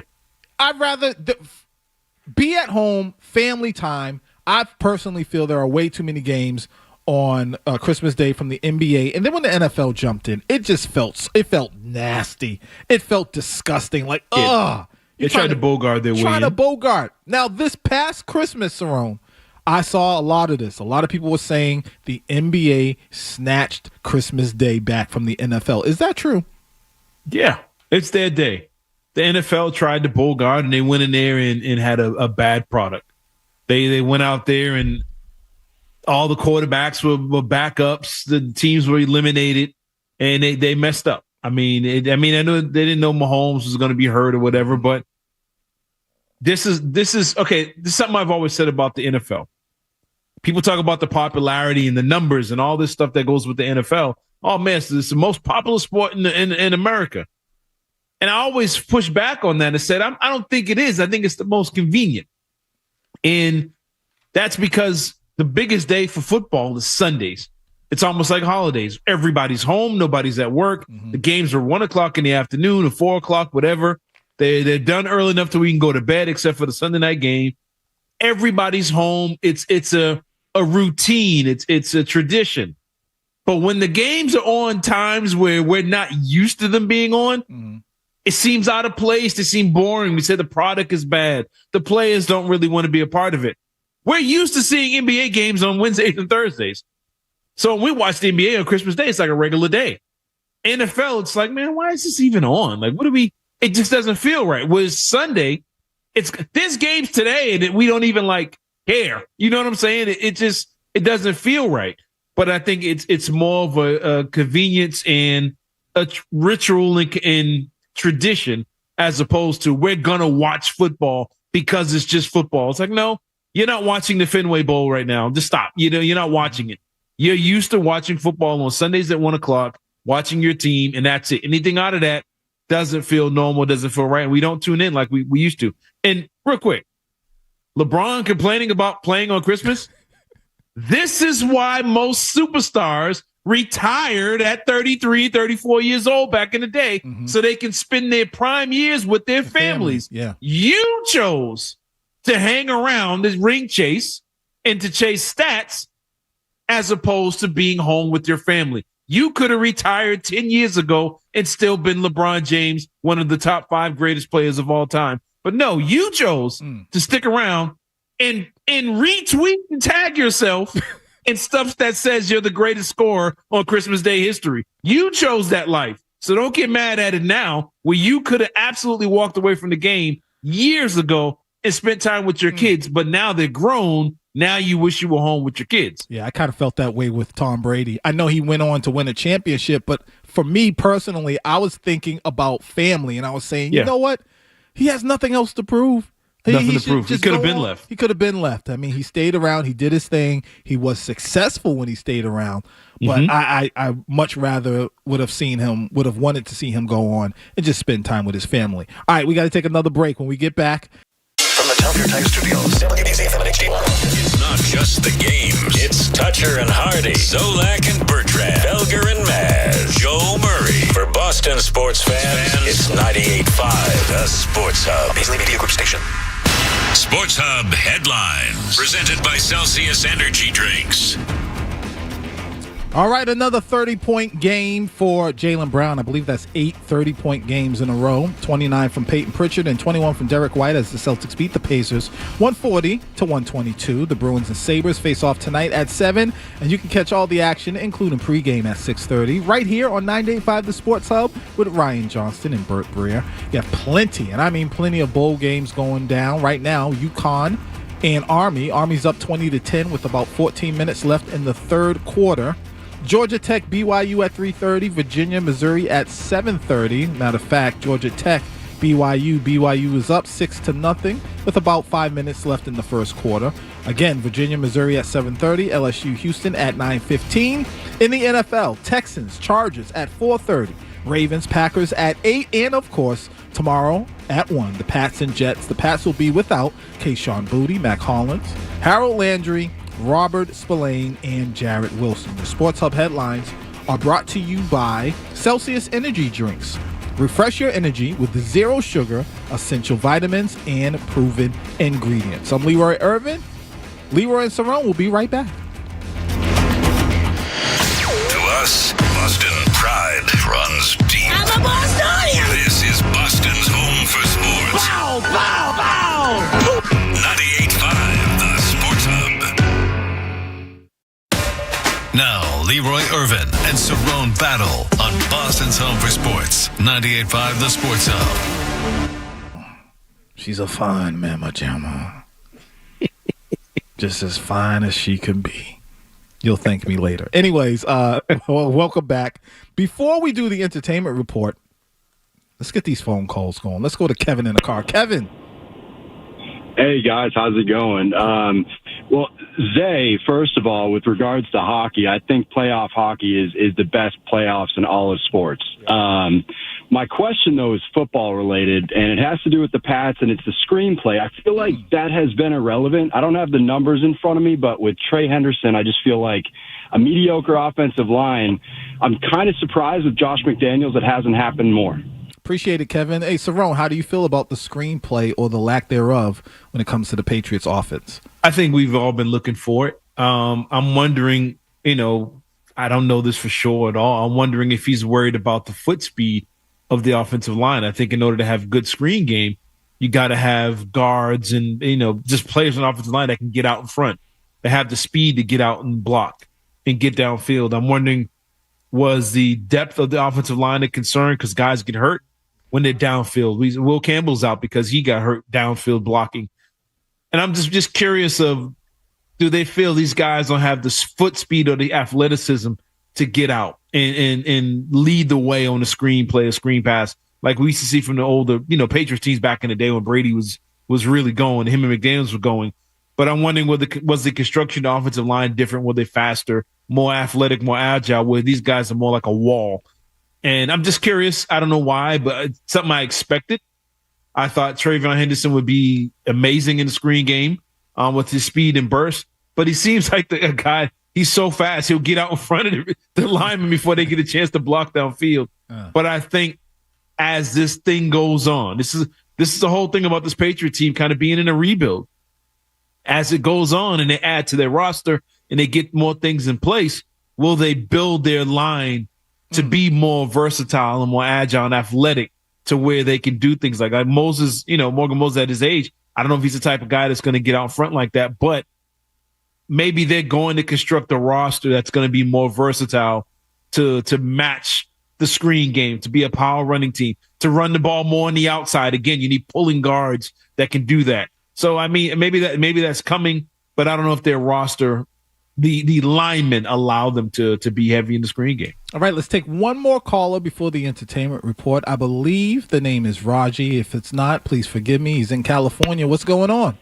Hey, that's okay, Leroy. It's Rajiv with the V. Gotcha. I just wanted to say, first of all, I'm so psyched to hear that you have your son on, Zay.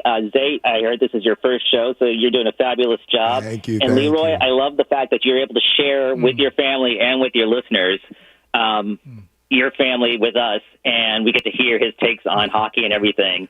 And so as soon as I was listening on a speaker, and as soon as I heard that your son's in, I was like, okay, let me hop on YouTube. So I hopped on YouTube, and first of all, the 80s dance party theme, absolutely love it. And Cerrone, I absolutely love your background with the multicolored glowing TV and your Star Wars shirt. So you guys are fantastic. I love seeing sort of the reactions and everything. But Leroy and Zay, just fantastic being together. So keep up the great work. Wow, Thank you appreciate so it. much. Appreciate it so much. All right, let's do the entertainment report. All right, so everyone had jokes for Jaylen Brown when his hair product kept rubbing off on other players. I knew you would crack up, Cerrone. If you don't cut that hair, let it go, man. But, good old JB took a negative and turned it into a positive. On his Instagram, he announced his partnership with, I believe it's Nutrafol. It's a supplement that apparently promotes hair growth. Being a professional athlete, you always got to perform under the bright lights. Everything is magnified. Your appearance, the way you walk, the way you talk, everything. This is why I'm excited to start my Nutrafol hair growth journey. I'm not mad at him. Okay. Hey, most he's people a brilliant young man. Most people would have hid. Let's not forget, LeBron James had the same issue, and he kept making his headbands bigger every single season. I got caught that little hair situation on social media. It's the truth. By the way, side note, is it true he's playing in 3D printed sneakers? I thought I saw that. I don't know. I saw him tweet something today talking about it's got to be the shoes or something like that. Maybe 30 points, 30 plus points in 8 straight games. I believe that's what it is. Yeah, something like that. Talking about. All right. Oh, red. They caught me slipping. Okay. Moving on in the NFL, Steelers quarterback Aaron Rodgers for Christmas gave his entire offensive line Can-Am side-by-side off-road vehicles. Yes, I saw the video. That's beautiful. That's yes, Lord. I mean, man, I would love to live like that. Good for them.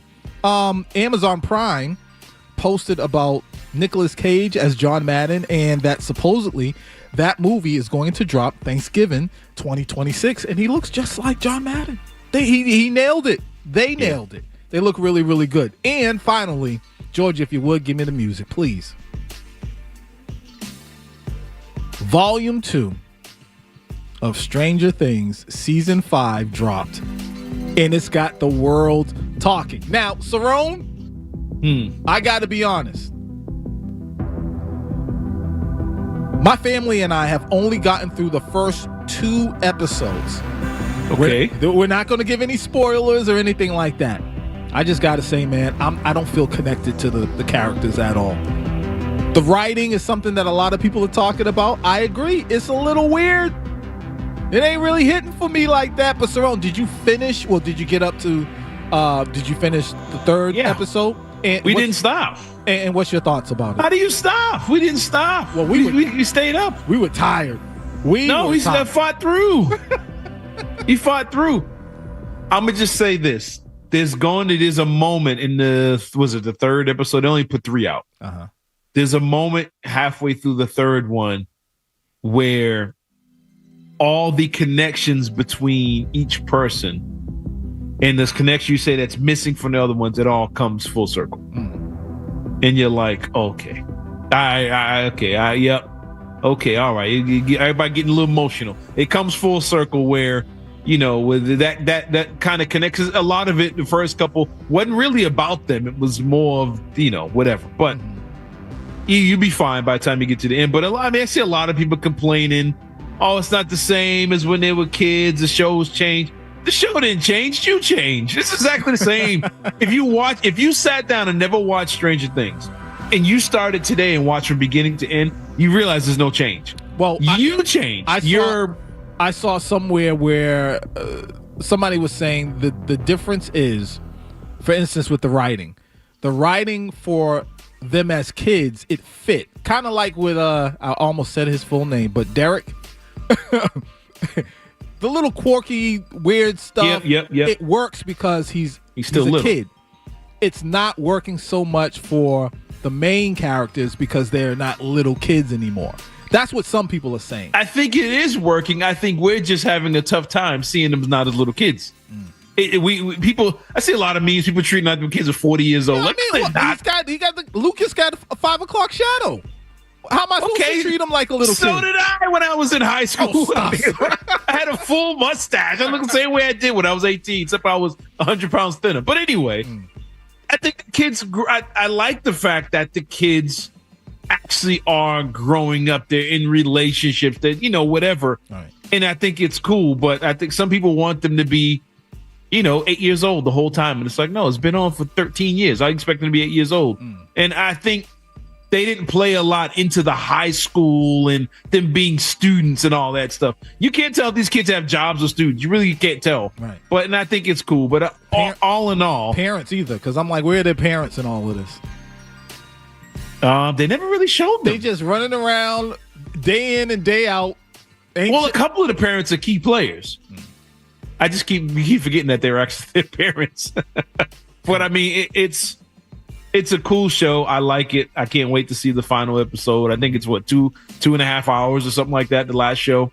But I'm enjoying it, and I can't wait to see how it ends. I think more importantly than anything is that it has brought together a lot of families to sit down. Like, we don't do that anymore. Remember? No. There were shows that would come on, and there were no DVRs. There was nothing like that. You had to watch it. You had to watch it. And so families would come together, sit down, and watch.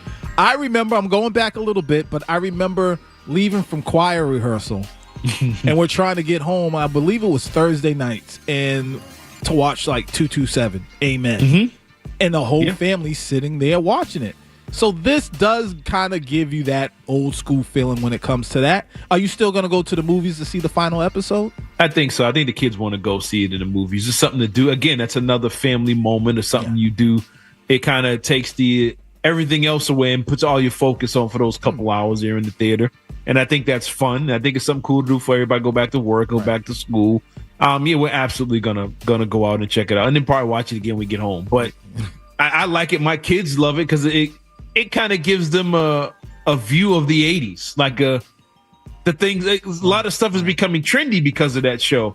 And I think it shows a different aspect to it. But I love the series, and I can't wait to see it, finish up.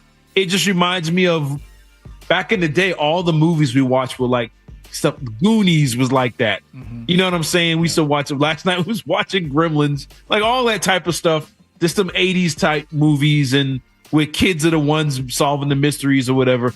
And I don't know if you saw it, but it reminds me of Super 8. Have you seen the Steven Spielberg movie Super 8? Yeah. Yep. It reminds me a lot of that with the government in the town and the kids trying to solve it and the creatures, whatever.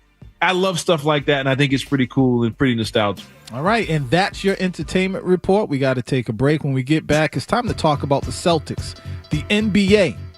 Call in 617-779-0985 if you want to get some things off your chest. Maybe it's about the Patriots. Maybe it's about the Bruins, the Red Sox, or the Celtics. We'll do all of that next right here on 98.5 The Sports Hub.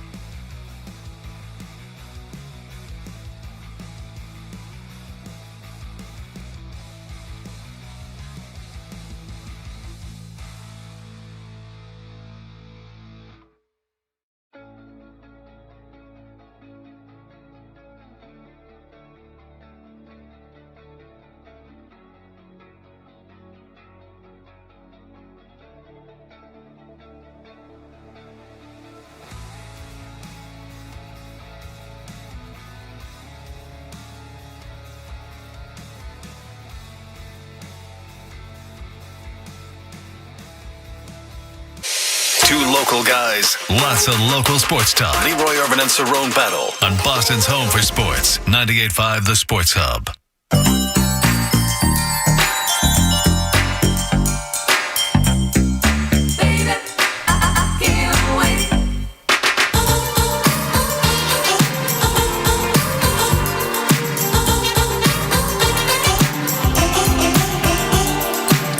All right, welcome back. 98.5 The Sports Hub.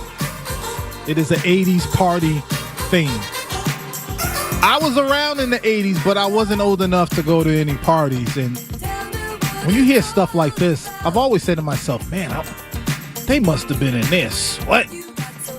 Just having a good old time. So that's what we're doing musically today. We've been talking sports. We've had my son Xavier in the building. It's time to talk about some NBA, some basketball action, because Cerrone, I saw that. Well, actually, let me get this up real quick. The NBA, when it comes to the big man, this is something that you've been talking about for years. So I'm laughing. You pulled your phone out. You remind me yesterday, man. Leroy, like old man, way grab that phone, tapping on it. Look at this doohickey. But go ahead. I'm sorry. Thank God I didn't have my glasses on. It would have really looked bad. Cerrone, you've been on this for a long time, talking about how the big man in basketball needs to return, the center. Yeah. And I'm looking at this, and let's see, Karl Anthony Towns right now averaging 21.9 points, 11.8 rebounds, 2.9 assists. You keep moving. I'm not going to go through them all, but you got Victor Wembanyama. You got him at 23.4 points per game, 11.8 rebounds, 3.6 assists. And then this guy right here who's going to be or should be the MVP of the league if he keeps playing the way that he is, Nikola Jokic, the Joker. 29.8 points per game, 12.1 rebounds, 11 assists. This man is averaging a triple-double. That's your MVP right now. I mean, he's been the best basketball player in the world since the 2016 Olympics, world championship. To bring it on back home, Cerrone, I'm asking you and I'm asking the people, 617-779-0985, do the Celtics risk getting left behind if obtaining a multifaceted athletic true big isn't a priority for them? This is not a knock on the bigs that the Celtics have now. But when you start looking at these bigs across the league that are putting in work, they can do so much on both sides of the court. Do the Celtics risk falling behind if they don't go after a big like this? Eventually, yeah. Eventually, it will. I think their saving grace now is we don't look at him as a big. We still look at him as a small forward or wing, whatever you want to call it. Your best player on that team, when he's fully healthy, is 6'10". It's Jason Tatum. Jason Tatum, the reason for his success, a lot of his success, is he is big. He's just as big as Larry Bird. He's taller than Karl Malone. He's taller than Charles Barkley. He's as tall as Sean Kemp. He's an inch shorter than Kevin Garnett. He's big. He's a very big man. As seen him, we went to the media day. He walked in front of us. You saw how big that man really is and how much bigger he was than he's taller than Al Horford. And he's got the arms. He's got the shoulders. They don't have a traditional low post, big body center, but their best player on their team is 6'10". He's their best rebounder. He can easily get double-digit rebounds a night, when he's committed to it on that block.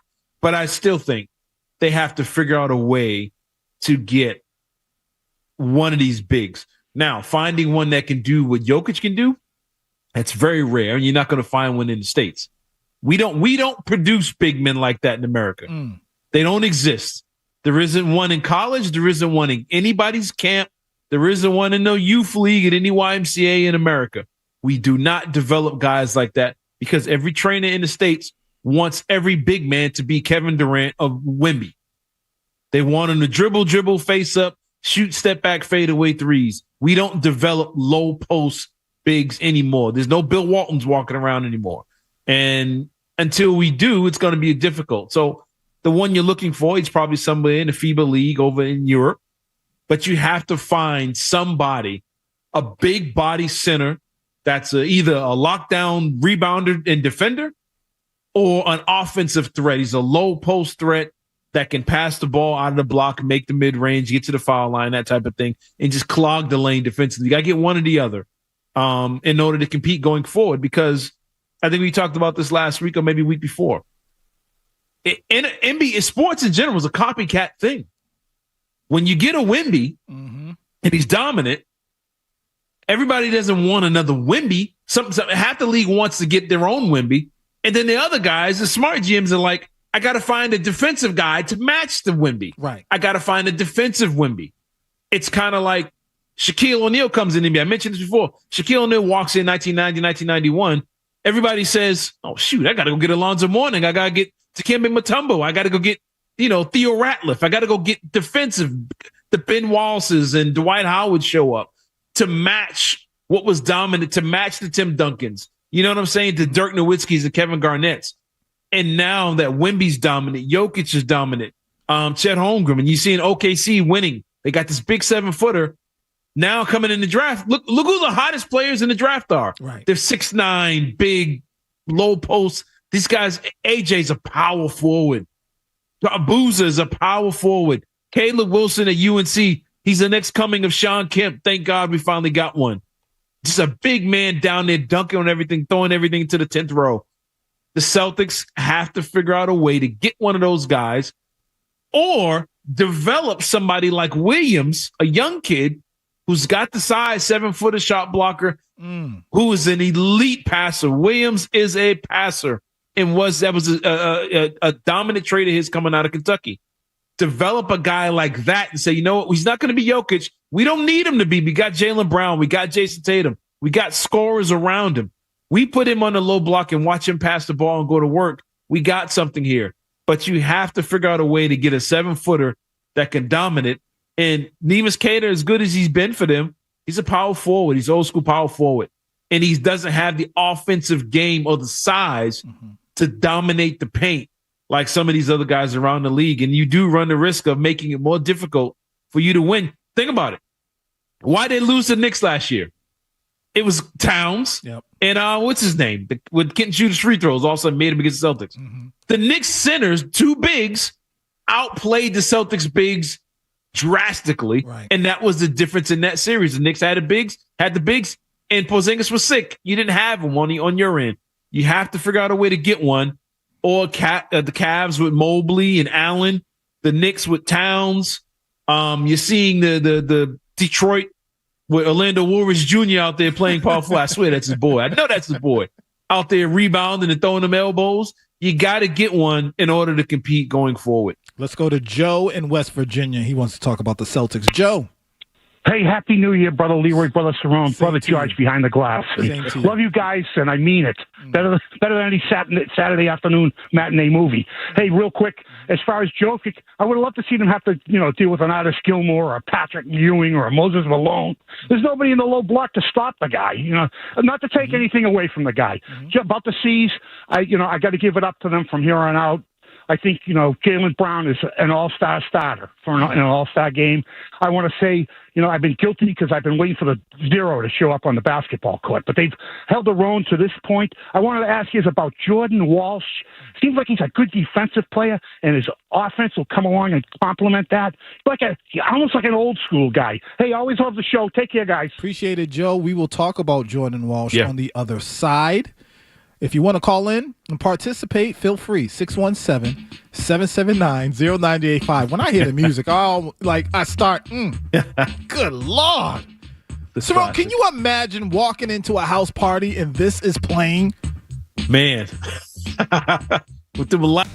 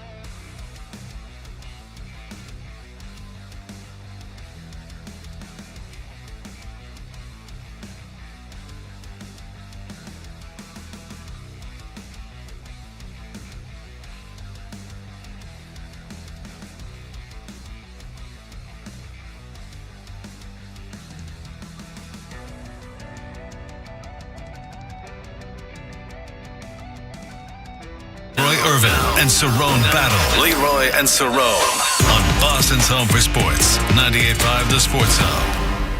The high five from Jordan Walsh. Well, dap from Derek White.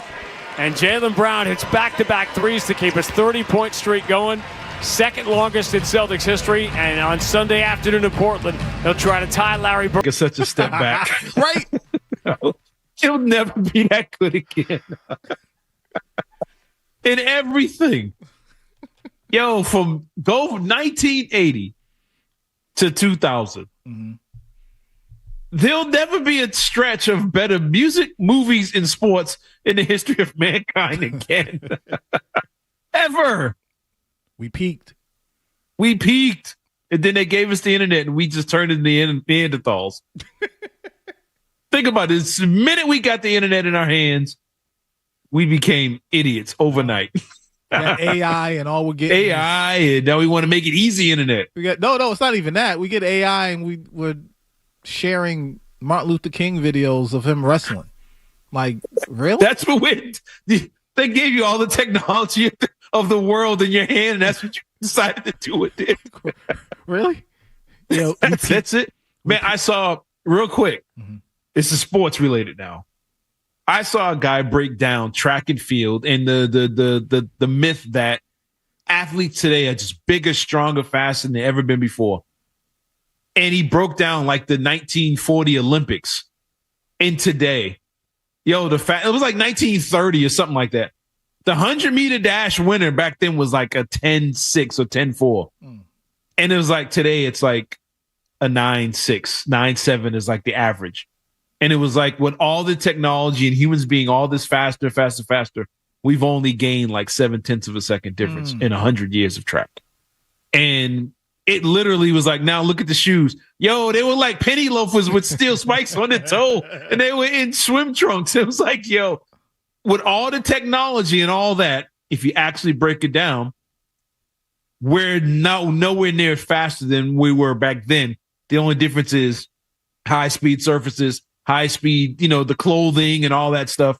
And we've only gained like 0.7 of a second in speed in 100 meters in 100 years of technology. Jeez. So we ain't peak. We ain't peak at all. There's nothing like Bo Jackson running around right now. There's no Michael Jordan. There's no Wayne Gretzky. Well, it might be. I might give you that. But we peaked. We peaked. You know who hasn't peaked yet? Jordan Walsh, in my opinion. I don't think Jordan Walsh has peaked. We had a caller ask about him, Cerrone. Real quick, Jordan Walsh, he's averaging about 21 minutes a game, 7.1 points, 4.9 rebounds, and an assist. Cerrone, what's your thoughts on Jordan Walsh, how he contributes to the team? Could he do more? Could they allow him to do more? I don't think you need him to do more. I think you need him to be what he is. He is a solid role player, utility guy for them. He's a defender. He's the, like we used to say with Marcus Smart and some of those other guys, he's defensive, heart and soul type guy. He's a lockdown guy. He can be in today's, as much lockdown as you can in today's NBA. He's a good defender. He's got good length. He's smart. He's improved his outside shooting. I thought he was a good player coming out of college. And he slowly, I think the thing that's changed for him, his confidence has gone up. You can always see in the NBA play when they're more confident. Yep. They're confident in their shot. They don't hesitate. They drive with a purpose, a lot less dribbling. I'm going to get 1-2 downhill, and that's it. I'm getting to the rim. Whereas somebody who's not confident, dribble, hesitate. Let me try this, try that. They're thinking too much. He's just playing basketball. And I think guys like him is why they're in the situation they're in now. I throw Minot in that category. Scheinman's coming along. His confidence is coming up. You see him hitting big shots yesterday. Just a bunch of guys are getting Garza. All these guys. Gonzalez, who was another guy very similar to Walsh. But I think Gonzalez, because of his strength and his hand size and that type of, little intangibles, is going to make him an all-NBA defensive type player. But I think Celtics front office, they hit on these guys. These guys are good defenders. They know their role. And I don't think Jordan Walsh, he doesn't have to be, you don't want him doing too much. He's doing just what he's supposed to do now, defending, rebounding, hitting the open shot, getting to the foul line. Just do the basics. And those are the guys that fill out your roster, fill out a championship roster. How about Anthony Simons? Man, I don't know what it is with him. Yeah, see. Mm-hmm. I don't know what I mean by that is not his game, what it is with him and the coaching staff. Maybe he doesn't show the intensity in the practice, or maybe he doesn't have the kind of fire they want to see out on the court. But offensively, I think he's probably your top 2, 3 individual scorers on this team. He doesn't need screens. He doesn't need transition. He doesn't need anything to get a bucket. He's a bucket. And you got to figure out a way to get him on the court more. I don't know what's going on. Maybe it is a defensive thing. But I think it'll come around. But I mean, like I mentioned last week and probably the week before, I want to see what all these guys look like when Tatum's out there. Because now all of a sudden you have more space on the floor. You have more open opportunities. More eyes are going to be on Tatum, and it allows these other guys to eat. But I think right now they're doing what they're supposed to do. I thought they'd be a top 4 team in the East without Tatum. And they're right where they. I think they're 3 now, whatever it is. They're right there, and as good as anybody in the East without Tatum. But I think a Jason Tatum added to what these guys are already doing puts you at OKC and Denver and these other teams out west and puts you in that championship category. But I don't want anybody to change. Don't stop doing what you're doing, and don't do too much. But play your role. And when Tatum comes back, I think it'll ease everybody's role, including Jaylen Brown's. 617-779-0985 is the number. Let's go to Joey in Kingston. Joey. Gentlemen, God, I love the show today. You guys are bringing me back in time again. So, big 80s guy. Put things in perspective. I was a sophomore in high school when MTV first came out. And George is kicking it with the bumper music today. It's bringing me back in time. So, what I love to dance to, now at my age, I go to a wedding, the number 1 song I always request is Relax by Frankie Goes to Hollywood. I get out in that dance floor, man, and I'm doing shadow boxing and karate kicks. Get out of my wedding. So, anyways, couple of questions for Zay. Yes, sir. Can you mention? See, my wife, she's a big Bruins. I'm the Patriots guy. Okay. I try to get my wife to a Bruins game about once a month. Happy wife, happy life. You'll learn that down the road, pal. Can you say what section you're in? What section? Love to come by and see you. If you can't, you can't. Love to come by and see you. Okay. So where you hang? Now I'll be in section probably load 12 and 13. I'll come find you, buddy. Either away Love to come by and meet you. Yes, sir. I got a request for you, pal. Your dad's never been sledding. So listen, you got to take him out sledding before the old man gets too old. So get him out there, man. Appreciate it, Joey. By the way, we tried to go ice skating Christmas Eve. I need the city of Boston to explain this to him. We get out there at 7 o'clock to the Frog Pond. It's closed. Why? Exactly. Christmas Eve, the Frog Pond is closed? The First Lady, myself, and Zay trooped over there, and it was closed. Makes no sense. I would add this. With Boston being one of the hockey capitals, yo, how come there's not ice skating all over the city? I know. There should be rinks everywhere. They're building these new parks and all these new setups. Put a rink on the seaport. That would be fantastic to go ice skating while you're down the seaport. They have one over there, but I believe it's just for the holidays. It's a temporary thing they just throw together. No. Put rinks up. There should be rec centers with rinks all over the place so people can go ice skating. You can't let the southern states out ice skate you. There's rinks all over the place down here for no reason. I mean, it's I don't know. I don't know what it is, but there need to be more options than just the Frog Pond. I was hurt. Frog Pond, Christmas Eve. I was ready for that Christmas magic. I was ready to look at each other and be like, man, this is beautiful. Closed. Anyways, we got to take a quick break. When we get back, you got your players call.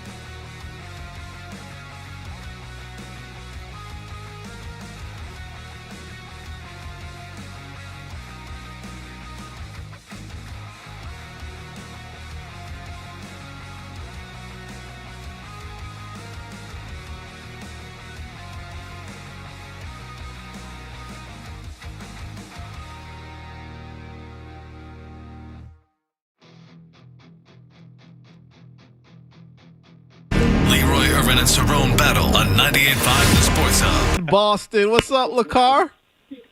Hey, what's happening? Merry Christmas. Happy New Year to both of you. Same to you. Same to you, man. Question about Jason Tatum. If he does come back, is he going back in the starting lineup or he's going to come off the bench? And if he does start, who's coming out the starting lineup? Everybody not named Jaylen Brown. It doesn't matter. Thanks for the call, LaCar. It'll slide. You slide him back to his position, which is basically a stretch 4, like a power forward position. So it'd probably be Cater. Name is Cater at the 5, Tatum at 4, Jaylen Brown at the 3 with Pritchard and White up top. That's your optimal lineup right there. Or you can even go big with Derek White at point, with Jaylen Brown at the 2, where you can post up the guards like the SGAs or whatever. Tatum at the 3 with Hauser, another stretch shooter, and Cater in the middle. But either way, it doesn't matter. But Tatum will probably be your prototypical 4, stretch 4, because he's too good of a rebounder to get him away from the paint. But no, is no way. You're not bringing if he has to come off the bench, he's not ready. You're not bringing him back unless he's ready to play ball. Exactly. All right, y'all, we got to wrap up the show. Let's do the players call. Y'all want to hear my player call? I think, do you want to hear the player call? All right, so this is the time where we take time to show love to people in our lives or in sports who don't normally get the recognition, but they deserve it. So we're going to do that. And with that being said, guess what? Xavier, you go first. Get it, man. Now I'm going to fly through this. I would like to thank my brother, Leroy, Jordan as well. I see a lot of y'all in the comments mistaking me for him with the Joel Embiid thing. It's all him. Go thank him. But just, again, shout out to him for just always sticking with me, riding through it, all that type of stuff. I got my dad to my right side. Thank you so much for bringing me on to this today and just giving me this opportunity, along with 98.5. I appreciate y'all a lot. Princess, thank you so much for calling in and just giving me the confidence that I needed to keep going. And sports-related wise, this is going to be very random, not a Bruin, but Brady to Chuck. I've gotten to have 2 conversations with him, and I gotta say he is the most humble, down-to-earth person, sports-related wise that I have ever had an interaction with. And then also my mother as well, Ebony Irvin. I appreciate you. Put the whole government out there. Thank you. Put the whole thing. Thank you, Mom, for everything that you have done for me. And I wouldn't be able to be doing this right now without all these people in my life. So thank you. Beautiful. George, who you got? All right, to stick with the theme, and I appreciate the recruiting of Brady Tkachuk. If we can get him from Ottawa, I tell you, my goodness. But to continue that theme, though, shout out to my wife. My players call goes out to the First Lady. She took down the Christmas tree, y'all. No, but in all seriousness, she held down the household while I haven't been home these past couple weeks. Holding it down at the station. Plus, my babies have been sick. They've been under the weather, so they're finally starting to get better. Thanks to her. So, lady, I love you. I can't wait to party with the rest of the family later tonight. And shout out to the god sister Amanda for having everybody over tonight. Beautiful. Cerrone, who you got? I'm gonna get it. It's a local thing here, and it kind of touches. I didn't go here, but a lot of my friends, a lot of our friends went there. This is for the Massachusetts Building Authority for putting Madison Park High School in their renovation program, and they're basically going to renovate and rebuild Madison Park High School in their vocational program. Shout out to everybody that went to MP. Oh, I got a ton of friends that went to Madison, but they're going to rebuild their automotive program, their computer program. They're going to put new hair salons in there, and they're going to open it up to the community so the students can actually change people's oil and do their hair, fix their phones and computers, all those things. And shout out to the city of Boston Public Schools, and the Massachusetts Building Authority for putting Madison on that program and restoring Madison back to, the stories and the greatness that we used to hear about them back in the day. So shout out to all those involved. There we go. Beautiful. George, you can hit the music, the outro music. My player's call goes to